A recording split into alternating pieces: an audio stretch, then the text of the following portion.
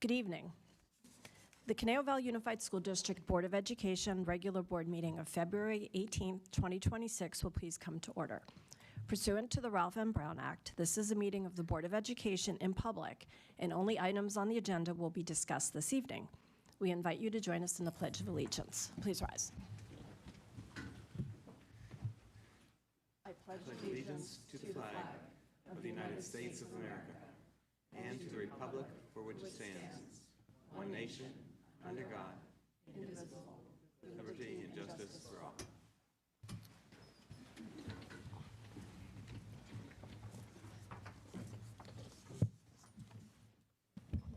Okay. The board is adjourning from closed session where the following items permitted by law were considered. 1B, conference with legal counsel, anticipated litigation, significant exposure to litigation pursuant to Government Code Section 54956.9 D2, and no readout is provided for this agenda item.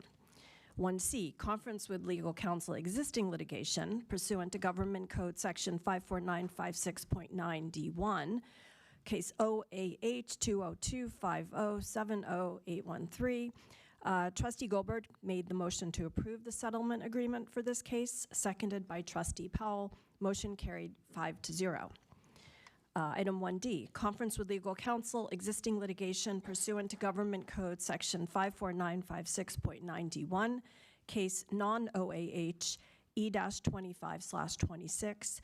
Trustee Goldberg made the motion to approve the settlement agreement for this case, seconded by Trustee Gorbach. Motion carried 5-0. I would like to welcome everyone to the meeting and would like to make the following announcements. The board values your input on the important education matters we face. Therefore, the district is providing multiple opportunities for public participation. Public viewing is available through internet live stream on the CVUSD website. Please note the different opportunities to provide public or written comments to the board can be found on the main page of the board agenda. Members of the public wishing to submit a written comment had the option to email their comments to sfelman@conejousd.org by 3 p.m. today. Board members were provided with these written comments prior to this meeting. Persons wishing to address the board in person should fill out a blue speaker's card and hand it to Mrs. Feldman at the secretary's desk. If you wish to speak on a specific agenda item, please turn in your card prior to that item section of the agenda. If the school district business you wish to speak about is not on tonight's agenda, please turn in your card before the public comment section of the agenda. If you intend to donate time to another speaker, please hand in both speaker cards at the same time to Mrs. Feldman.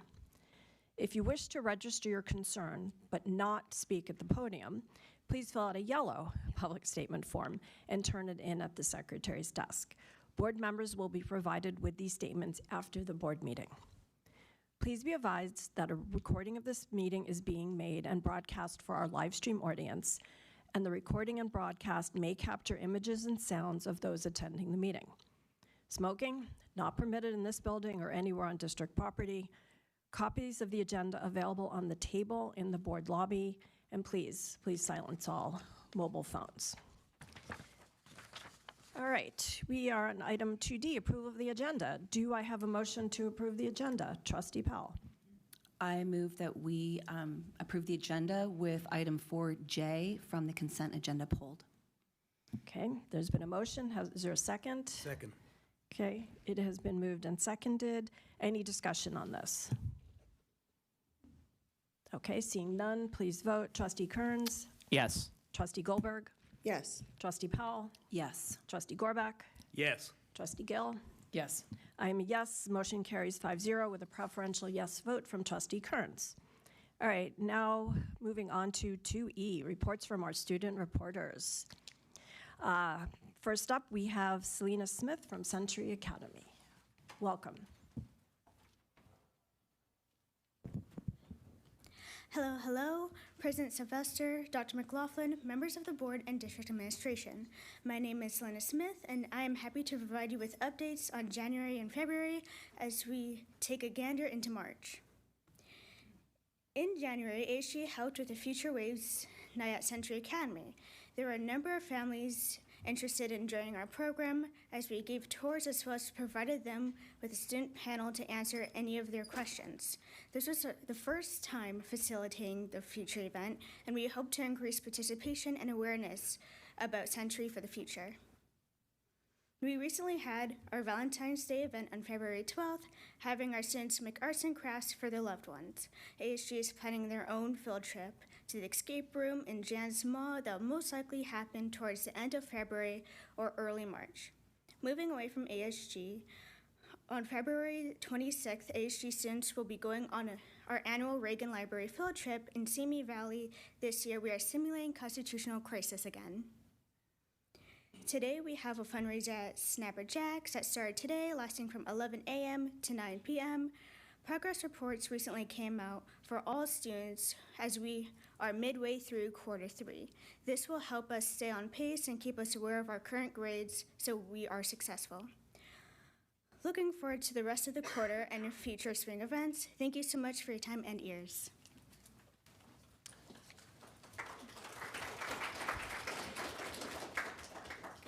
Thank you, Selena. Next up, we have Angeline Pinn from Conejo Valley High School.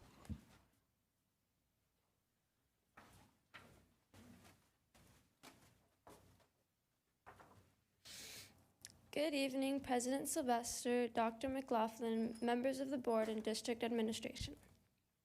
Our school has changed quite a bit since the last time I was here. We congratulated a total of 20 students at the end of quarter 2, 13 graduated, and 7 earned their way back to their home schools. So far, we've welcomed 14 students this term, and we're always happy to see new dragon faces. Back in December, there was a lot of competition between the gingerbread houses,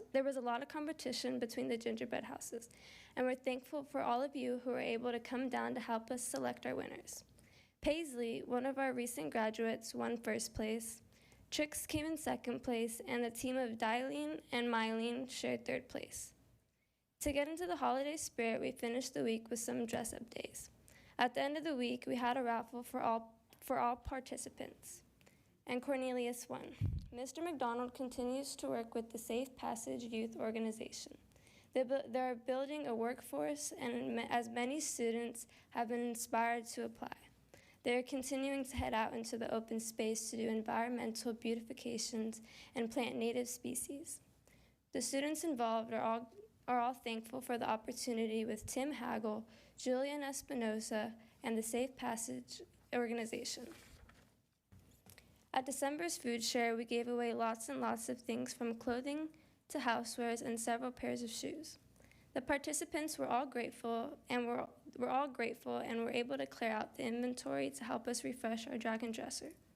In January, we took a month off from the food share, but we'll be back this month. We're also very grateful to the Next Gen Rotary Club. They have been really helpful in collecting things that our students really need, like winter jackets, socks, and hygiene items, just to name a few. This was very appreciated by many students in the school. In January, we had a ping pong tournament among the students. In the end, Steph won and Benny came in second. As of right now, we're working on planning a foosball tournament. On Thursday, January 22nd, Anthem Church provided our school with a hot chocolate bar. They always go all out for us, and we're so thankful for them. As always, it was a lot of fun. On January the 23rd, a group of students attended an annual toupee event at the VCOE. The people who went reported along with great food. There was also some great speakers. The keynote speaker was an administration from Oxnard. She gave a heartfelt speech about her own family's experience with addiction and the troubles it creates. The breakout sessions were really good too. I think my favorite was the organization that hires students to help bust vape shops. A bunch of us filled out applications for that. At the beginning of February, we had another field trip opportunity. We joined the comprehensive high schools on a trip to CLU for the annual Logic's Bit of Reality. It was a great opportunity to experience the ups and downs of adulting. Afterwards, Ms. Cooper included our students in joining the TOHS and workshops from the CLU business programs. It was a great day all the way around. And we have one more field trip coming up. On Wednesday, the 25th, CVHS was invited to participate in the annual Alternative Education Summit at VCOE. We are planning on about 30 students attending, And it was a really good field trip last year, so we're looking forward to it again. Leadership spread the love last week. We made handmade Valentinegrams for every student and delivered them during fourth period, Thursday 12th. This was a perfect time to visit classrooms and remind the students that Anthem once again was visiting our school. We got to decorate Valentine's cookies at lunch. They brought lots of goodies like cookies, frosting, sprinkles, drinks, as well as coloring sheets and decorations. All the SROs joined us, as well as Mrs. Bowman. Everyone had fun, and it was a great kickoff for our 4-day weekend. We feel so spoiled by the love the Anthem provides us. Mr. McDonald has organized an amazing opportunity for every student to get a pair of free shoes. An organization called Shoes That Fit is providing us each with a new pair. In January, the leadership students collected shoe sizes for every student at CVHS.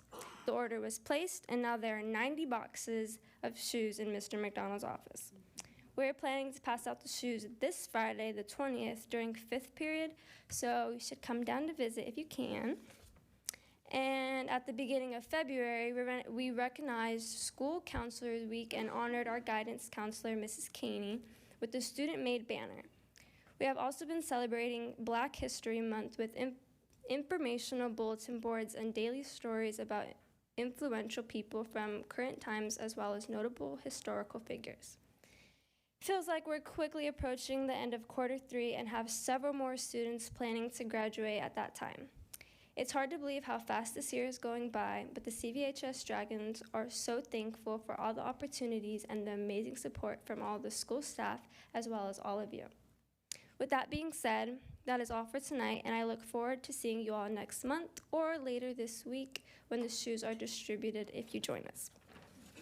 Thank you.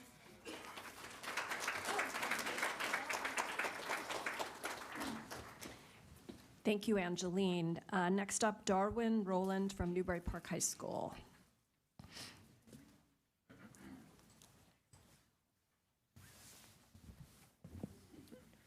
Good evening, distinguished members of the board and district personnel. My name is Darwin Rowland, and it's a pleasure for me to be joining you on behalf of Newbury Park High School as the student representative this evening. Our students bounced right back from a well-deserved winter break where our Associated Student Government welcomed them with games at lunch and music throughout the week.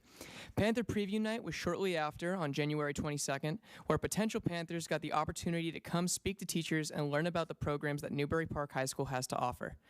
The week after, NPHS participated in the Great Kindness Challenge, where students were challenged to write kind letters and help out their peers. Also that week, we had our elective fair, where current NP students could explore the variety of electives our school offers in preparation for next year. ASG was also hard at work planning our first winter formal in 3 years. The event was preceded by a spirit week full of lunchtime activities, music, dress-up days, and a rally.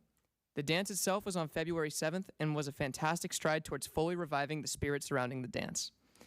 Last week, we celebrated Valentine's Day with a campus attack and a lunchtime activity, decorating the entire campus and putting every student's name on a heart-shaped sticky note displayed on the cafeteria window. Students all week had the opportunity to support our clubs by purchasing candygrams from the various stations set up around campus. Our athletics department has also been hard at work, with NP's girls wrestling team winning the Marmonte League Championship last weekend, and our basketball, lacrosse, boys tennis, soccer, and softball teams working hard to make us proud. The Newbury Park dance team has also been killing it, performing once every 2 weeks for West Coast Elite Dance Competition.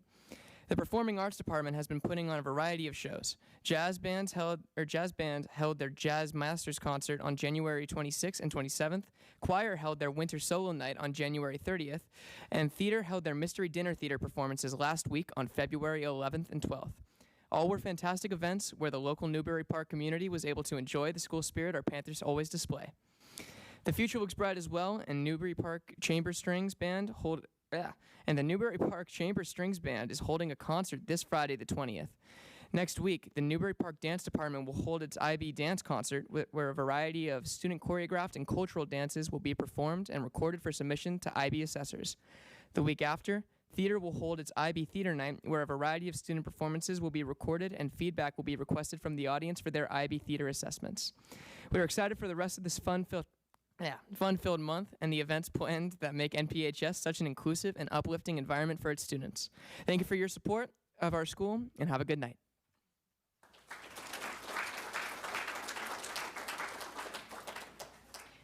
Thank you, Darwin. Now from Thousand Oaks High School, Caden Studebaker.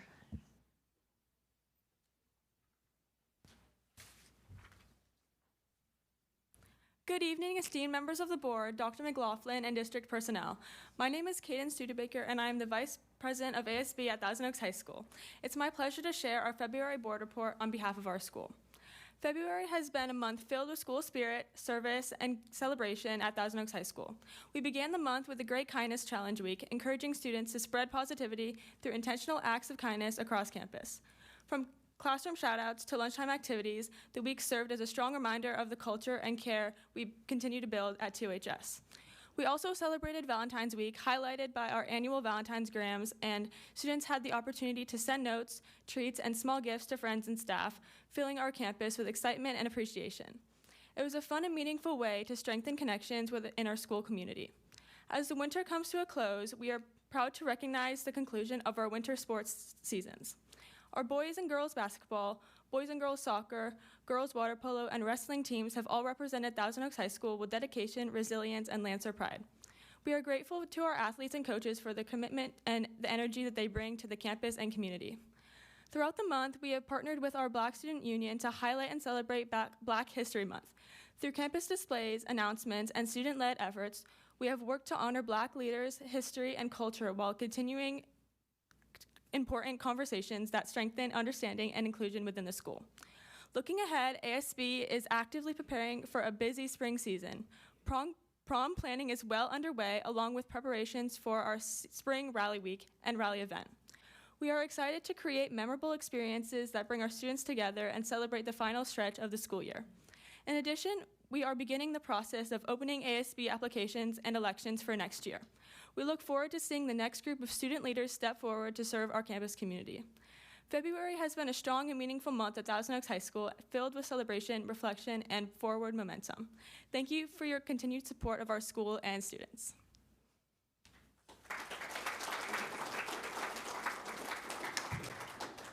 Thank you, Caden. And last but clearly not least, Westlake High School, Fiona Mercer.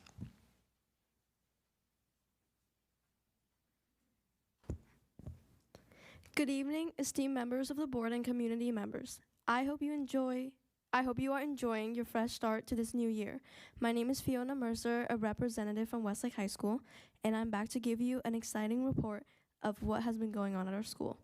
Right when we got back from break, our students hosted an animal supply donation drive where we collected pet food, clothes, toys, blankets, and etc., and gave all of these items to local animal shelters. In addition, our lovely Wellness Center hosted a Super Smash Bros. Tournament to raise money for their club, and our students had a blast playing video games at lunch. At the end of January, our environmental field studies class went on a field trip to a nursery with Mrs. Boyd, where they learned about the production of avocado trees. At the start of February, we celebrated Counselor Appreciation Week, and I would like to personally thank Mrs. Fertilage for being the most amazing counselor for my first 2 years at Westlake High School, and a thank you to Ms. Nelson for being so amazing so far in helping me this year and planning upcoming year's schedule. In addition to this, we are also celebrating Black History Month, where we have our Black students share some information on this topic during our daily announcements for this month. Last Tuesday, our school hosted, Last Tuesday, our school hosted an elective fair during lunch for our students to see all of the different electives they can take. The day after, we celebrated our 100th day of school, where ASG gave out stickers, bracelets, candies, and so much more. Then, our top choir, ACA, ended the week with phenomenal concert performances, where all of their songs and outfits were Y2K themed. Even though I was really sick and could not make it to the concerts, I saw their videos and they did amazing. Our senior class also started their Valentine's Day rose sales as their class fundraiser, where students could purchase a rose for someone they care about. Before I end my speech, I would like to give a huge congratulations to our Academica team for getting second place in the Ventura County Academic Decathlon Tournament. I want to personally shout out to my friend Nita for doing so well in her tournament. That concludes my report. Thank you so much for your time, and as always, we're building our future the warrior way. Have a lovely and relaxing Wednesday night.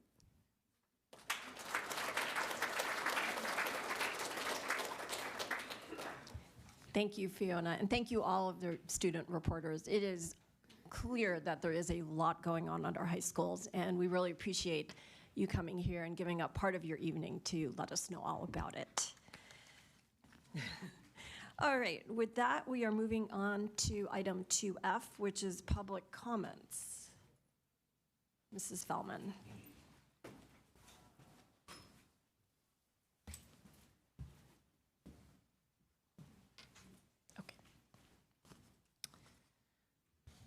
Okay. The CVUSD Board of Education wants to hear from students, parents, employees, and our community. All individuals have the right to provide public comments during our school board meeting under Government Code Section 54954.3. Comments regarding specific items listed on tonight's agenda must be made when that agenda item is called. If you wish to speak on a topic that is not on tonight's agenda, now is the time to provide your public comment. If you have not already done so and wish to speak in this section, please hand in your blue card to Mrs. Fellman. Please note if you have any materials to hand the board, please provide these materials to Mrs. Fellman for distribution to the board. Pursuant to the Brown Act, the board cannot undertake any action or discussion on items not on tonight's posted agenda. However, members of the board or its staff may briefly reply to comments or questions posed by the public. Usually, we will wait until the end of the public comment section before responding. As our meetings are held in public, your comments will be heard by those who are attending or watching a broadcast. In addition, the board encourages students to participate in civic affairs. Therefore, we hope that students are watching this meeting or in tonight's audience. Please be mindful of that, and please make your comments factual and offer them in a respectful manner. In compliance with all applicable state and federal laws, the governing board strives to respect the privacy rights of students and employees during our meetings. This includes the right for the identities of students to remain confidential. We also ask that speakers be sensitive to our employees' legal rights to privacy and confidentiality. So, again, as a reminder, those requesting to speak at this time will speak on items that are not on the board agenda. Please note that once we begin this public comments section, speaker cards will no longer be accepted.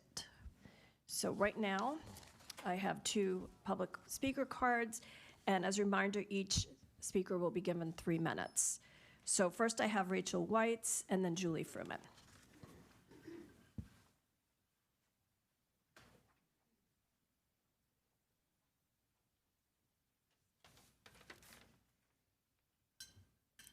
Okay. The survival of our schools, a call for bold leadership.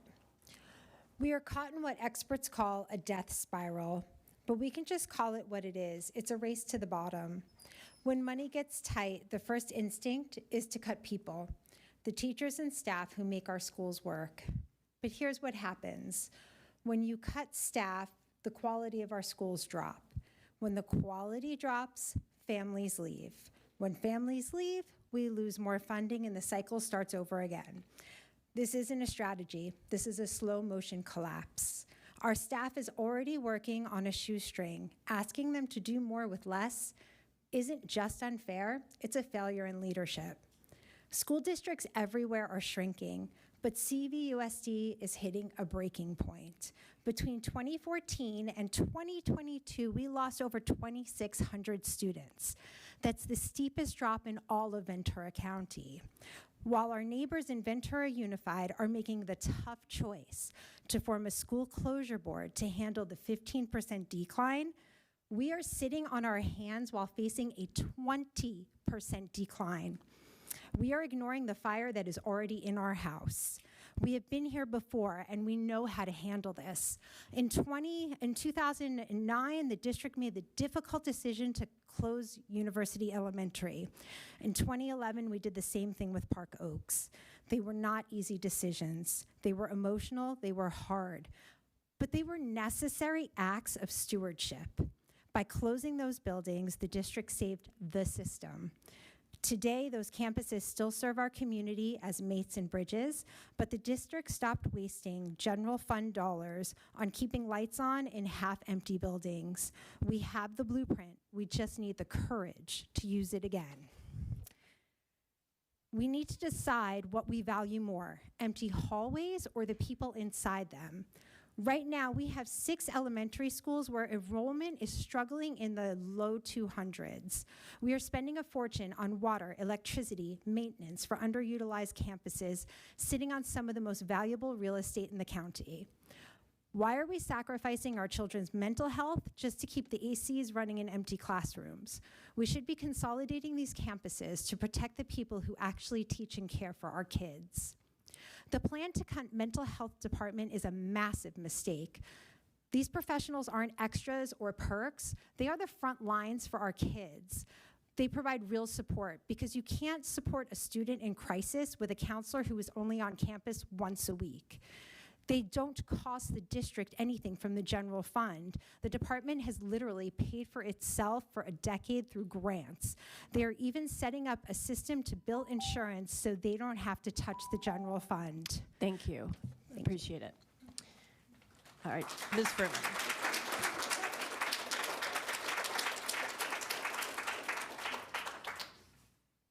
Good evening, trustees. Between 2013 and 2023, while digital technology use in schools increased by over 550%, digital literacy dropped by 22%. So we spent billions of dollars, gave every kid a device, and they became less digitally capable. Shocking. What also really got me was when I read about the uniqueness of effect sizes in education. Bear with me here. I remember studying effect sizes in grad school, but in relation to mental health. I'm a licensed marriage and family therapist. But it turns out in education, statistical significance is different than in every other field. You don't use 0 as a baseline because human beings naturally learn just by existing. So an effect size of at least 0.42 is needed for something to be considered beneficial for learning. Anything below that is not just neutral, it actually harms learning compared to what would happen naturally. EdTech across the board doesn't even come close to 0.42. Tech companies haven't understood this, and so they have proudly proclaimed their products as game changers while bragging about their effect sizes that are actually quite embarrassing. Here's what does work. Positive student-teacher relationships. This scores 0.68. Guided discussion, 0.82. Jigsaw teaching, 1.16. Human connection wins every single time. We spend enormous sums of money on these failed products, money which should go to employees. Schools need teachers and staff, not IXL, Lexia, BrainPop, and Kahoot. And now we're doubling down on this mistake with AI. In addition to being a cognitive offloading tool, not a learning tool, AI also relies on the theft of creative work, erodes critical thought, pollutes our air, wastes our water, exacerbates psychosis, and corrodes our collective reality. It makes rich men richer while destabilizing our economy. It's a vector for propaganda, and its creations are ugly and insipid. But AI doesn't demand pensions or cost of living increases or unionize. If there are any proven benefits with AI, benefits to our children, not tech company CEOs, please tell me what they are. We're waiting.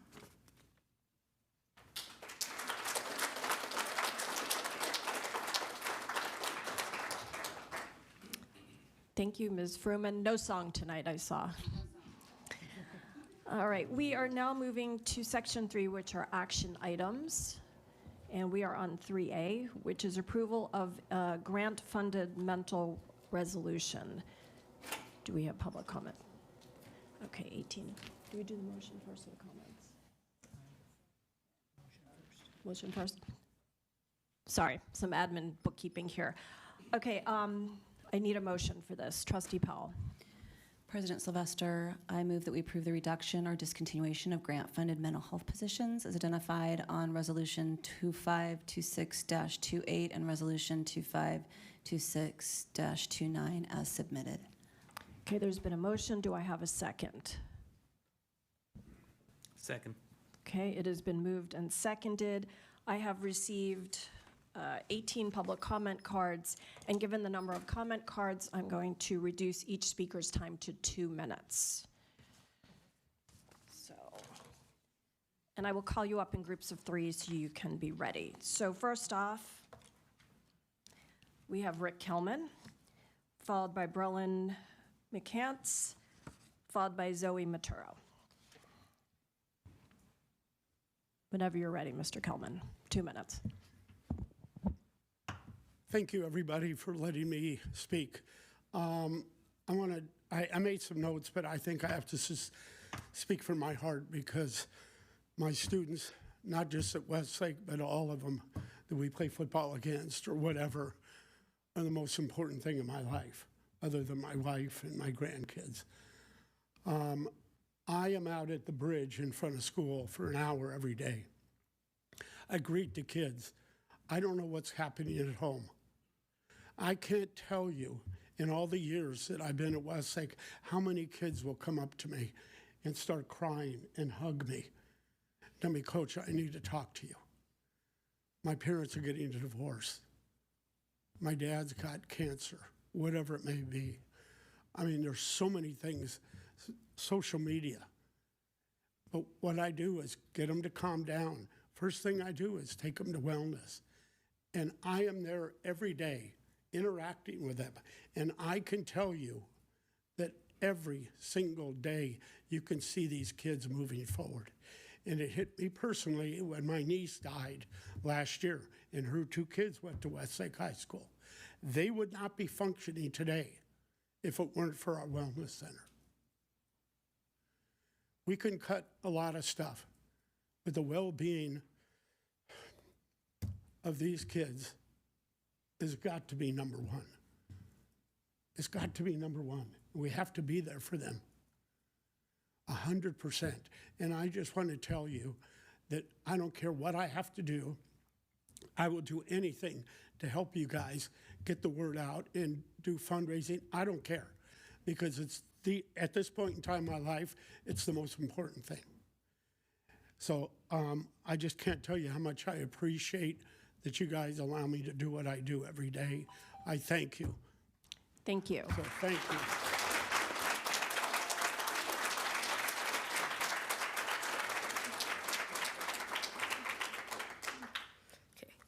Good evening, members of the board and Superintendent McLaughlin. My name is Breela McCants. I am a junior at Newbury Park High School, and I wish to speak with you all about the funding for mental health services and wellness centers within our school district. I moved here from Mobile, Alabama in 2022, and before moving, I would constantly complain to my mother about a sinking feeling in my stomach that made me feel as if my heart would be about to fall out of my chest. Once I arrived in Thousand Oaks, I discovered that pit in my stomach had a name: anxiety. I continuously struggled through elementary and middle school to articulate how much of a hindrance anxiety was to my ability to thrive in my school environment and in my day-to-day life.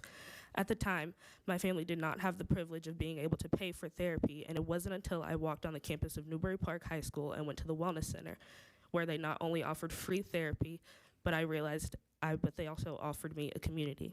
The Wellness Center gave me a community that I never knew existed, and there are still countless students to come who are dealing with the same struggles.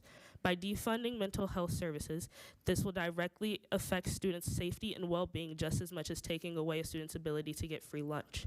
Wellness centers are a fundamental part of what makes CVUSD such a successful school district. So as you all vote tonight, I ask you to keep in mind every child who hasn't discovered what that pit in their stomach is. Thank you for your time.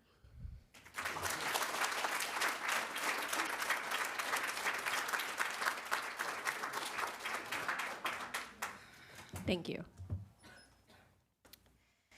Good evening, members of the board and Superintendent McLaughlin. My name is Zoe Maturo. I'm a senior at Newbury Park High School, and I'm here to speak with you about funding for mental health resources in the district. Everyone is unique in their experiences, so I would like to share my story about how important mental health resources have been for myself. The Wellness Center and the community it creates is truly unique and so important to our students' well-beings. The Wellness Center is always there for me on my good days, and even more so when I'm struggling. I won't sugarcoat it. The past year has been the hardest of my life for my parents and myself.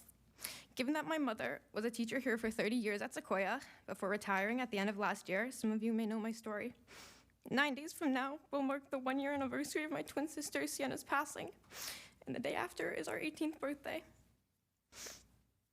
I doubt most of you in this room know the feeling of losing a twin, let alone a sibling. When I came back to school a mere week after her passing, I was completely lost, empty, and alone.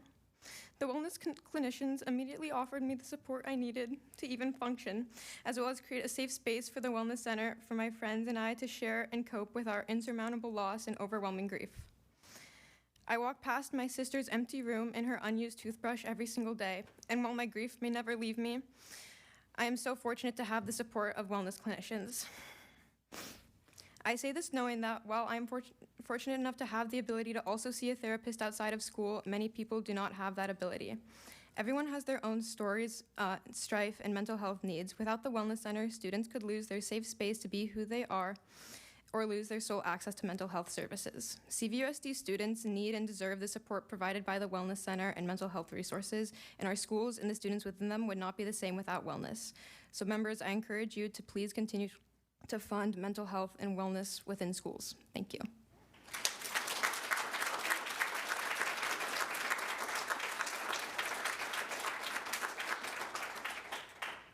Thank you, Zoe, and thank you for sharing your story. Our next three speakers, Trace Grimes, Naomi Patterson, and Lily Hayes. And again, you each have 2 minutes.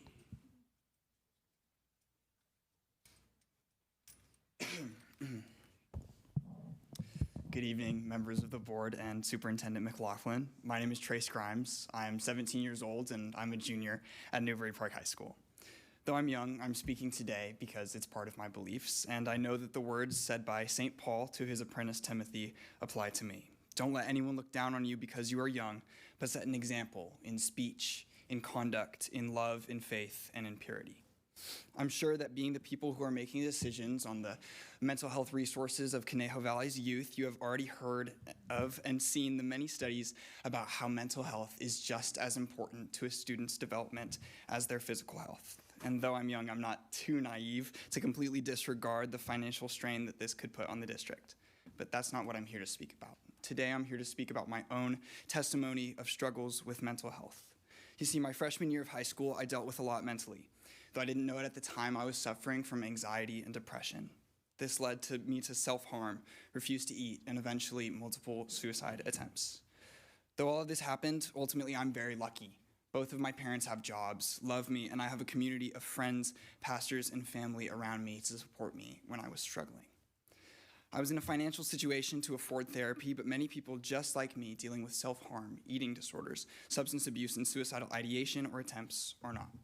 If the mentioning of these things makes you uncomfortable, good. Self-harm is not natural, bulimia and anorexia are not natural, suicide attempts are not natural. None of these things are natural, but they're becoming more and more normal. If you feel uncomfortable from the mentioning of a 14-year-old killing him or herself, imagine the distraught of the family, friends, and community of the people who have to deal with a life without the person that they love. For so many students who struggle just like I did, the only resource that they have is the Wellness Center.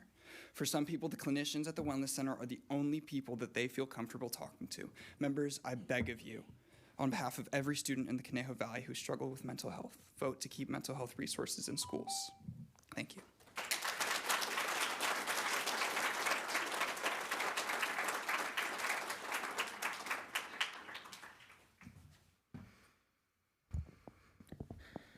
Hi, my name is Naomi Patterson, and thank you to all the members of the board for letting me speak today. I have grown up in the school district my whole life, Banyan, Sequoia Shine, and now Newbury Park High School. By design, school has been a place of learning and community, but as an unfortunate side effect, it has also been a place of stress, anxiety, and social drama. I have been a recipient of mental health disorders and my fair share of difficult times. School counselors have been one of, if not the only source of support. They help in more ways than one, whether it be academic help, counseling, or simply being there when it felt like no one else was. Brianna, Emily, Sarah, and others have been my lifeline, loving and caring for me. I have amazing parents that can help me in troubling times, but not everyone has that. Not everyone has the opportunity to get outside counseling. So my friends struggle with mental hurdles like I do, some more, some even more. And these programs have saved their lives more than once. I don't want to see my friends suffer in silence like I have, but but have no one to go to. I understand that you didn't want the grant money to be cut, and I understand this is entirely not your fault. But the decision you are making has the potential to make or break many people's lives. Use your positions, your power to go above and beyond, like my counselors. I ask you today to do whatever it is in your power to keep people and programs that keep me and my friends depend on to running. We need you to fight for us.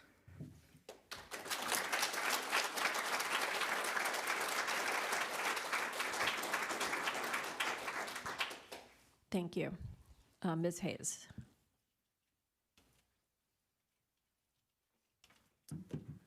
Good evening, distinguished members of the board and district personnel. My name is Lily Hayes. I am a junior at Newbury Park High School and have been using the resources at the Wellness Center for the past 3 years. Having a support system at school has been incredibly important to me as a student. Balancing sports, AP and IB classes, robotics, choir, and theater has taken a toll on my mental health, and having a stable place on campus where many of my stressors come from has been important in making me the best student I can at Newbury Park, as well as helping me feel safe on campus. Last year, one of my best friends was having a turbulent time at home. This led them to engage in self-harm. It was intermittent at first until it became consistent. It eventually got to the point where they looked me in the eyes and told me that they couldn't take it anymore and that they were going to kill themselves. Without the Wellness Center here on campus, I would have not known what to do. However, the Wellness Center provided a place, I can't read what I wrote, a place of stability and peace where I felt safe to go and make a report. Because of the help and support the Wellness Center has made, and support the Wellness Center was able to provide, this friend is now over 8 months clean of self-harm and is doing much better. Without knowing that I had a safe place to make a report on campus and that the report I made would be taken seriously and lead to direct help for my friend, it's very likely that without the Wellness Center on campus, my best friend would have been reduced to a statistic. I know that I am not alone in the experience and that many of my friends and peers have either made similar reports or gotten similar help from the resources at the Wellness Center. I urge the board to take into account the lives that are changed for the better when considering the future of the Wellness Center. Thank you.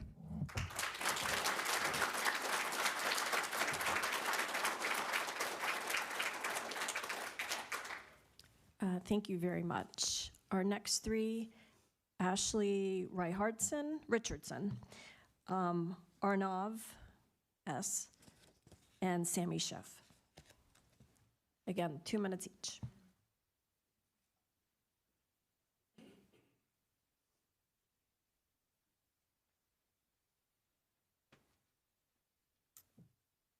Good evening, members of the board. My name is Ashley. I'm a former student at Newbury Park High School, and I just came to speak on behalf of myself and the many students that are now at Newbury where I'm not.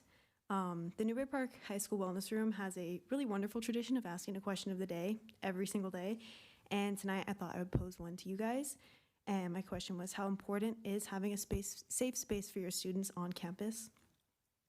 During my time at Newbury Park High School, I utilized the mental health services that were provided by the Wellness Room on multiple occasions, whether it was attending group therapy with my peers, choosing to speak to a therapist on my own, or popping in during breaks to answer said question of the day. What I loved most about the program was the comfort I felt in knowing that no matter what was going on, what life was going to throw at me, I had a place to go. I went to the Wellness Room on my best days to share good news, and on days where all I wanted to do was disappear. I was welcomed and supported by their amazing team every single time. School was no longer just a place to learn, it was a safe space for me, and I know I don't stand alone when I say that. I understand the district has little control over the situation at hand, but I ask you on behalf of many to please keep school a safe space. Keep mental health support in school for our students, so that when life feels too heavy or the world falls apart around us, we have a place to go.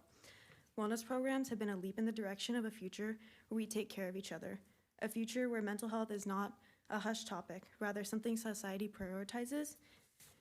And by ending support at schools, we risk taking that feeling away of safety from our students. I want my peers and those growing up below me to be able to call school a safe space, and to have having open mental health support in our schools is the roadway to do that. These programs save lives, as you've heard tonight from many, and I want you to keep that in mind when voting on your decision for the future of these programs. Thank you.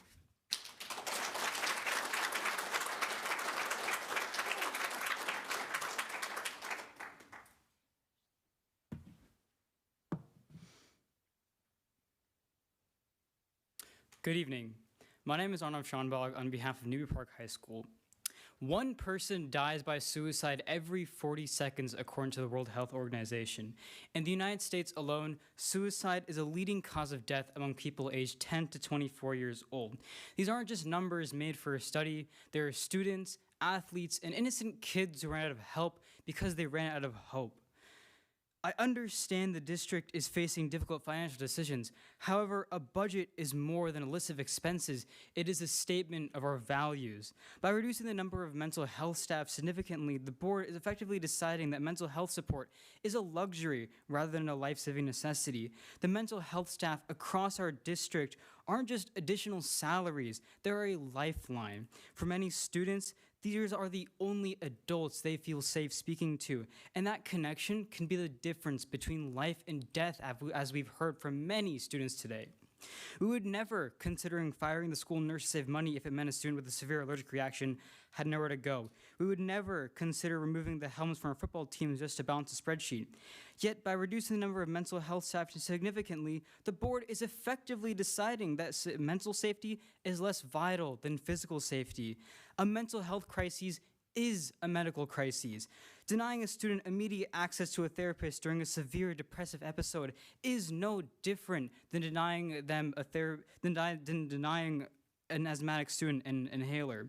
We cannot define what parts of a student's well-being are affordable to protect. Members of the board, in the 2 minutes that I've been up here on this stand, 3 people across our nation have passed away due to suicide. We cannot bring them back, but you have the power to ensure that the students of this district can be saved. I urge you to reject action item 3A. Thank you.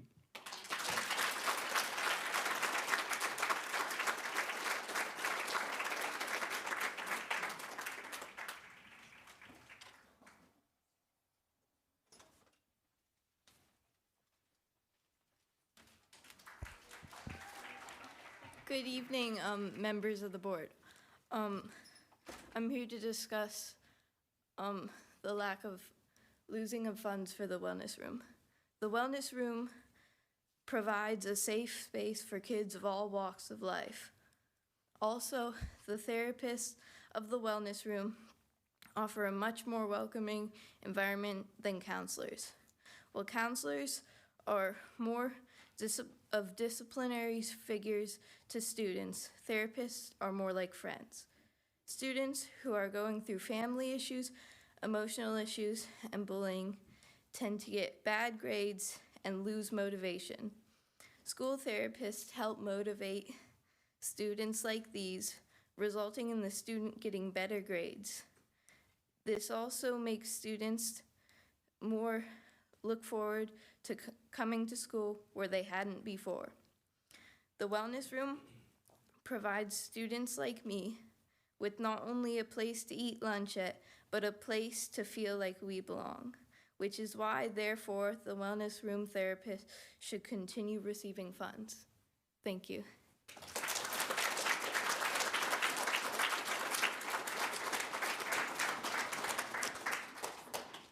Thank you, Sammy. All right, our next 3 speakers, Ian Serena, Caitlin Hodgdor, and Sam Muscarella.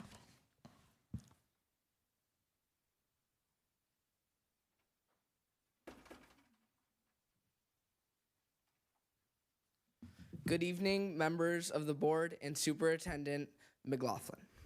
I'm here to discuss the grant of money for the mental health centers. Mental health centers are very important for schools because they can bring a place for students where they can talk about things they may be struggling with academically or socially or mentally even. It also offers a great place to sit at for lunch and a community to be with.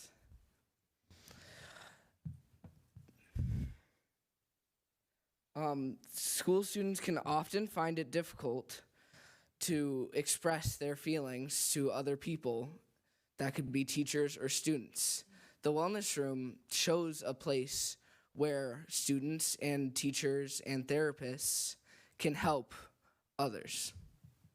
Thank you, board members, for listening. Thank you.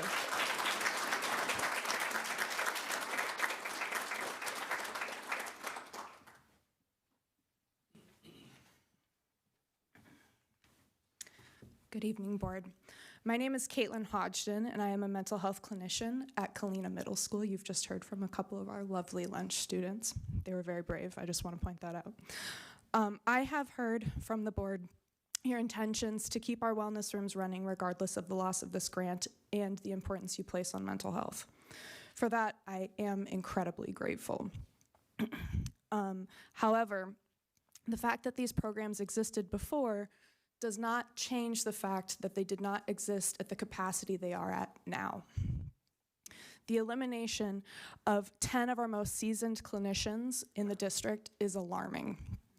Our interns and associates rely on these experienced team members to lead, mentor, and collaborate with, and several of these positions also provide crucial and legally required supervision to these interns and associates in order to provide these amazing services to our students. Of course, our students are our most crucial focus. At Kalina alone, we are serving approximately 75 students in wellness, which is nearly 10% of our school's population. This does not account for workshops, our daily lunch bunch, or supports for students in crisis. I wonder how we will have the capacity to provide these supports without these positions as effectively as we can now. Students are more likely to be open and honest with those they know and trust. They know us as familiar and safe people on our campuses. They build connections with us and rely on us for support, looking to us to encourage them without judgment or expectation. The most important thing we learn in becoming therapists is that the science proves over and over again the one thing absolutely essential to the success of therapy outcomes is the relationships that you form. Please consider how taking away these crucial connections to hundreds of our students may impact their success and safety on our campuses, and please continue to explore what alternatives there may be without eliminating these positions. Thank you.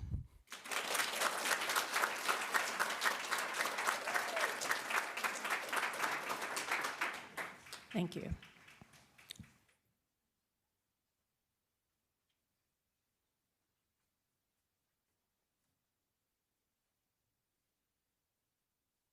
Good evening, board members. Tonight I want to ask a very direct question.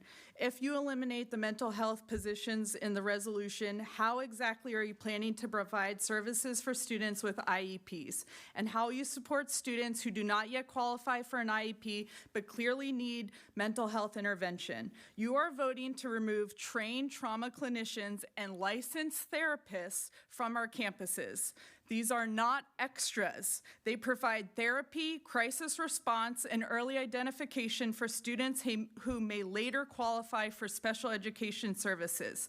Here are the numbers from 2023 and 2024. 415 high school students received individual therapy, 163 middle school students, 231 elementary school students received individual therapy. There were 809 total referrals. 10,000 high school students walked in to visit, 25,000 wellness center activity visits. That data is a year old. Do we truly believe the need has decreased? No, no one does. The need is growing, so what is the plan? When a student with trauma needs immediate counseling, who's gonna step in? When a student is spiraling but doesn't yet meet IEP criteria, who's gonna support them? And when referrals continue to rise, who's going to absorb that caseload? Eliminating the department and these jobs does not eliminate the need. It's not enough to say the grant ended. Have you visited the sites most impacted? Have you seen the new learning center at Lang Ranch? Have you walked through Madronia, Aspen, Ladera, Maple, or the wellness centers at these secondary schools?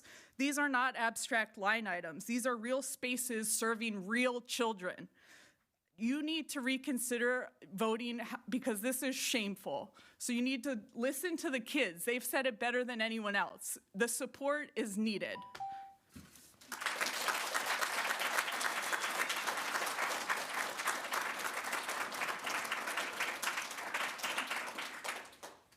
Thank you. All right. Our next three commented are Karina Hall, Max McDermott, and Janelle Guyot.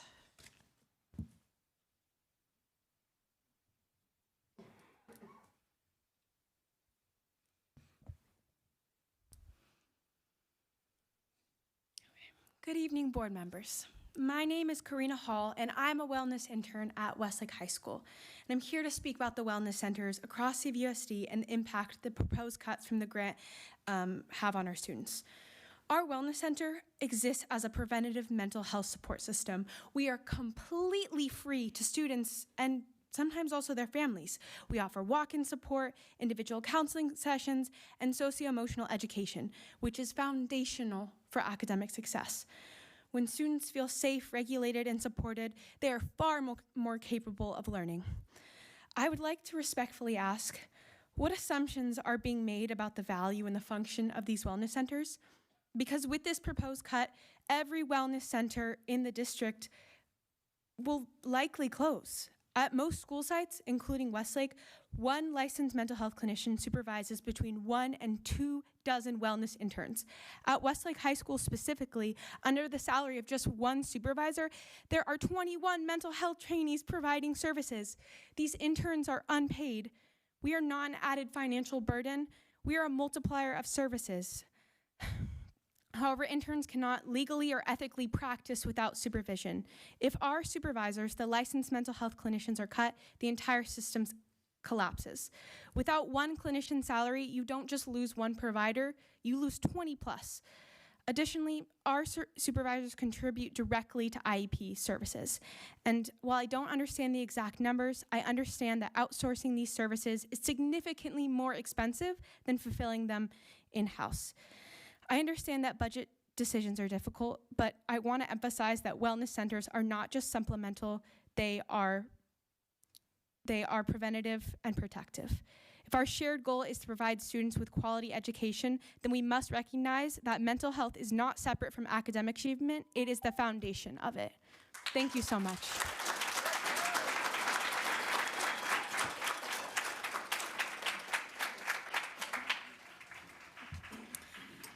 Hello. Hello, my name is Max McDermott and I'm a wellness counseling intern. There are over 50 wellness counseling interns in CVUSD volunteering our services. The internship through the CVUSD Wellness Program is one of the best mental health internships out there because of the community of clinicians who are there to support one another.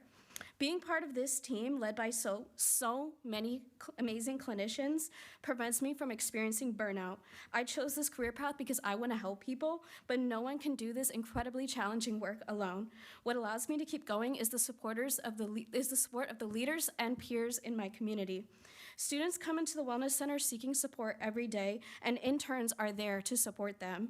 As interns, we receive training in our graduate school programs and through this internship experience on how to support students who express suicidal ideation or thoughts of hurting themselves. We also support students who express thoughts of committing acts of violence towards others.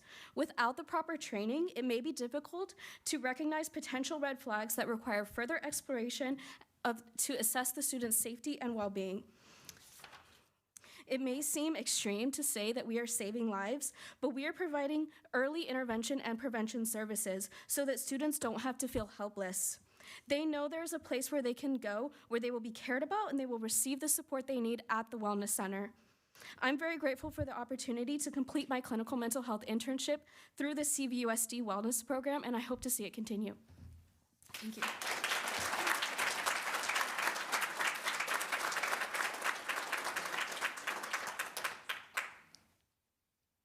Good evening, members of the board and Superintendent Dr. McLaughlin.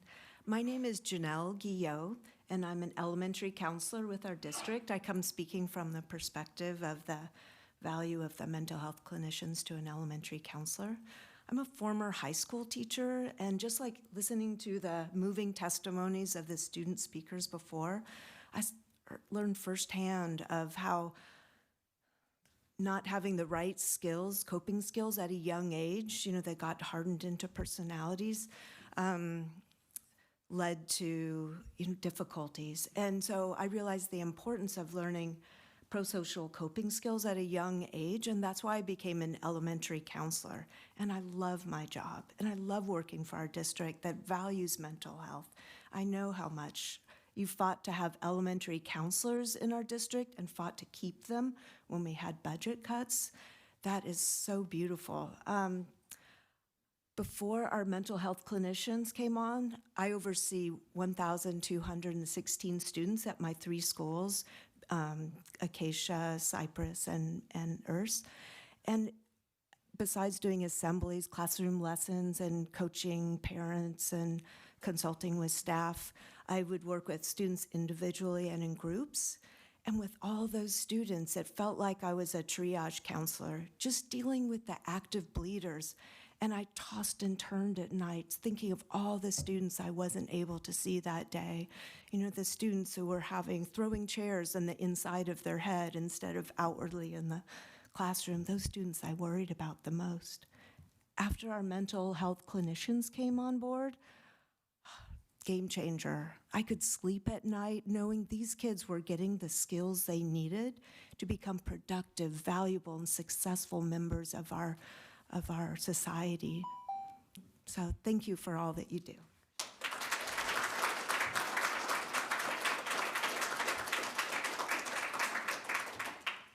And thank you for all that you do as well.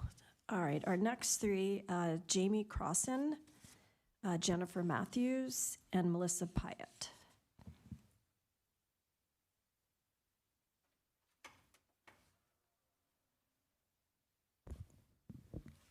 Hello, I'm Jamie Crossan from Newbury Park High School, and I believe that wellness centers should continue to be a part of Conejo Valley schools, despite the funding cuts.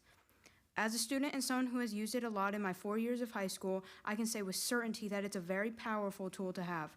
I'd like to give an example as to why it can help. We've all had pain, back pain, headaches, cuts, bruises, etc. And when you're in pain, either physically or mentally, you want something to get rid of that tension, whether that be a doctor, meds, or talking to somebody. And that's why it's good to have the mental health centers, because without being able to talk to somebody, that pain could fester and it could get a lot worse. And this is coming from someone who has chronic pain and uses these centers as a way to cope with that and help to manage both schoolwork and with other things.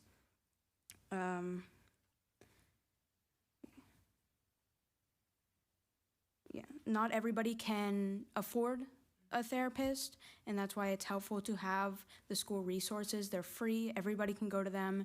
It's, a space that just anybody can go, no matter what. And I think that's really important. A lot of my peers said it a lot better. Thank you.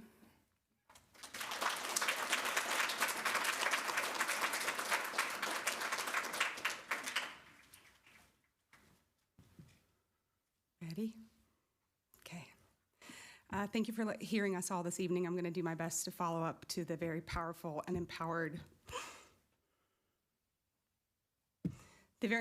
young adult voices that have been in this room for you this evening. I hope you've heard them. I hope they've gone into your hearts, your minds, your soul, all the way down to your big toe, because those are the voices to listen to. I'm simply a parent of a student who's been in the CVUSD from kindergarten through, who's now 14 years old, and a freshman at Newbury Park High School. Any reduction in mental health support is a reduction in humanistic and holistic support for every student in this district. With the increasing divisiveness in our communities and our country, with the increasing access and exposure to world events, local events, national events that are challenging to witness at any age, and with the measured increase in mental health diagnoses, like anxiety and depression for this generation and this age demographic of our current student population, it is for these reasons I implore you to maintain all mental health services currently available to our students.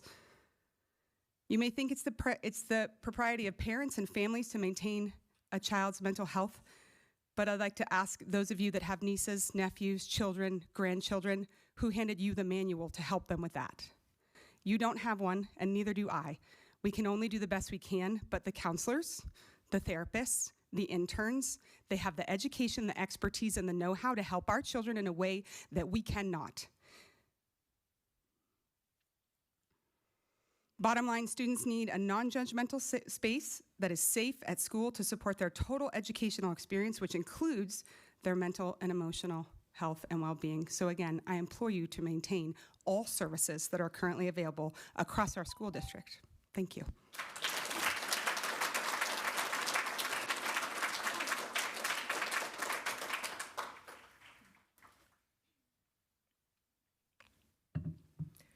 Good evening, board members. My name is Melissa Pyatt. I'm an employee of CVUSD, and I have 2 children that attend a school in the district. I am here tonight regarding the proposed layoff of classified grant-funded mental health positions. I understand that the government's withholding of funds is not the district's fault. I understand that the grant was reimbursement-based and that you're operating within fiscal constraints. But while this may be a funding issue on paper, for our children, it is a lifeline. My daughter is one of the students who directly benefits from school-based mental health services. Last year, she was bullied at school to the point where she didn't want to go to school anymore. She was in 4th grade. With 2 weeks left in the school year, we changed schools because it had gotten to a point where it was so bad and she did not feel safe.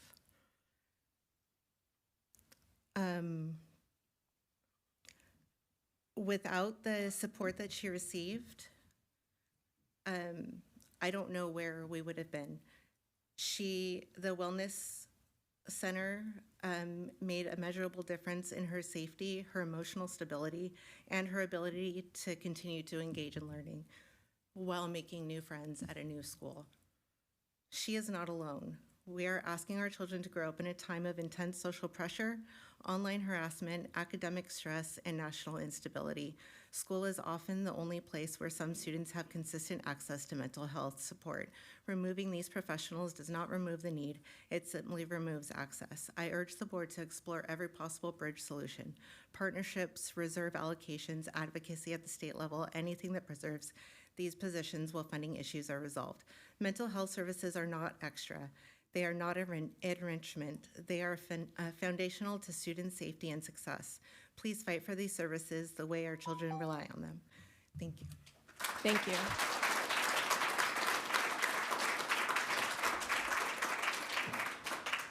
Okay, our last public speaker is Marika Collins.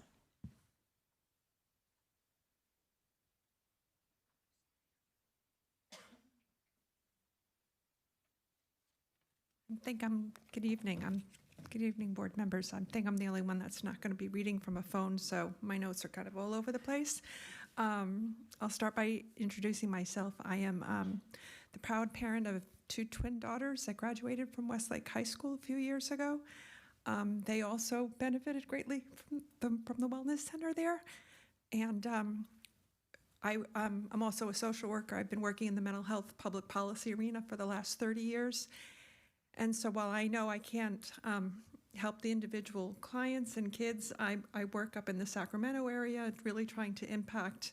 So I want to give some thoughts and suggestions and just remind all of you here today that we are all, the adults in the room, let alone the kids, are growing up in this really crazy environment politically, the same environment that administration that has cut this funding for no good reason. Our kids are growing up in a world full of hate and discrimination and fear about whether their family members are going to come home, if they're going to be raided by ICE, without getting too political. These precious clinicians are not just FTEs. They're a human connection for so many of our students that don't have the privilege of seeing a private psychiatrist or therapist. The mental health crisis is still very prevalent and very real. Suicidal ideation is on the increase. Deaths by suicide are on the increase. So much has been said by these students that I couldn't even begin to replicate. I mean, they speak for themselves. The only thing I would want to suggest, and I don't know what kind of work you've done behind the scenes, but you've got partners at the Ventura County Behavioral Health, VCBH. I happen to know that we're in this transition year, this fiscal year, from the MHSA Mental Health Services Act funding to the Behavioral Health Services Act funding. There's a pot of money they're required to keep, the prudent reserves. This fiscal year, decrease that requirement from 33% to 20%. So Okay. a lot of cash has been freed up. Thank you. Yep. Thank you. Good information, but I'm sorry.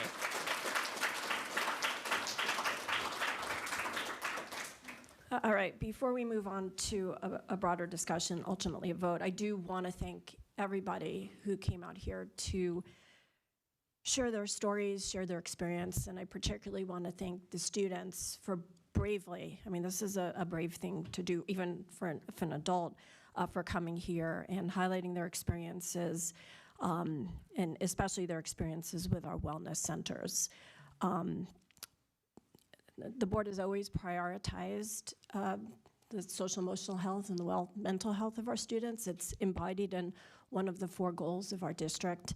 And unfortunately, we're in a bad place right now. But let's talk about this a little more. So this came up at our last board meeting where we had a pretty lengthy discussion. It's now here, and we're going to vote on it. And ordinarily, I'm not sure we would have to reenact that discussion, but I think given the interest in this, as evidenced by all of you coming tonight, I do think we have to kind of review some of what we discussed at the last meeting.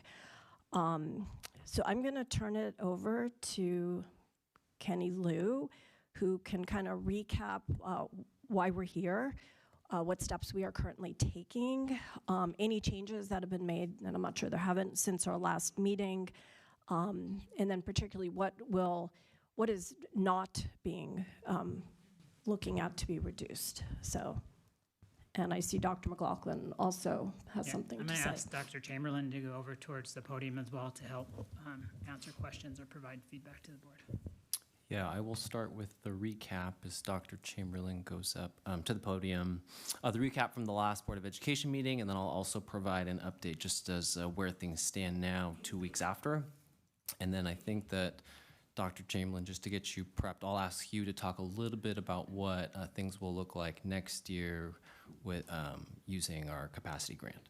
So as Board President Sylvester mentioned, we had a robust discussion with lots of questions and points shared, just to kind of give the Board of Education and the public a recap of what's been going on and what we've been communicating to the Board of Education sort of throughout.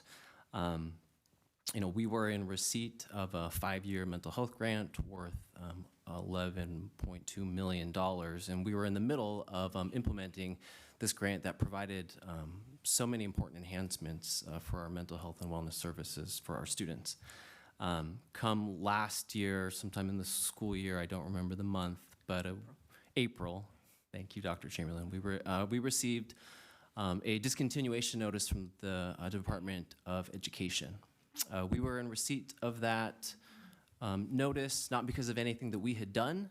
In fact, we were one of many school districts, K through 12, as well as higher education institutions that had been awarded this U.S. Department of Education school-based mental health services grant. And they notified us that we had been, that the award had been discontinued. About two years earlier than we anticipated. These were one-time dollars that we did receive that were set to expire December 2027. And so as part of the information that we received, we had the opportunity to appeal, and we did that immediately.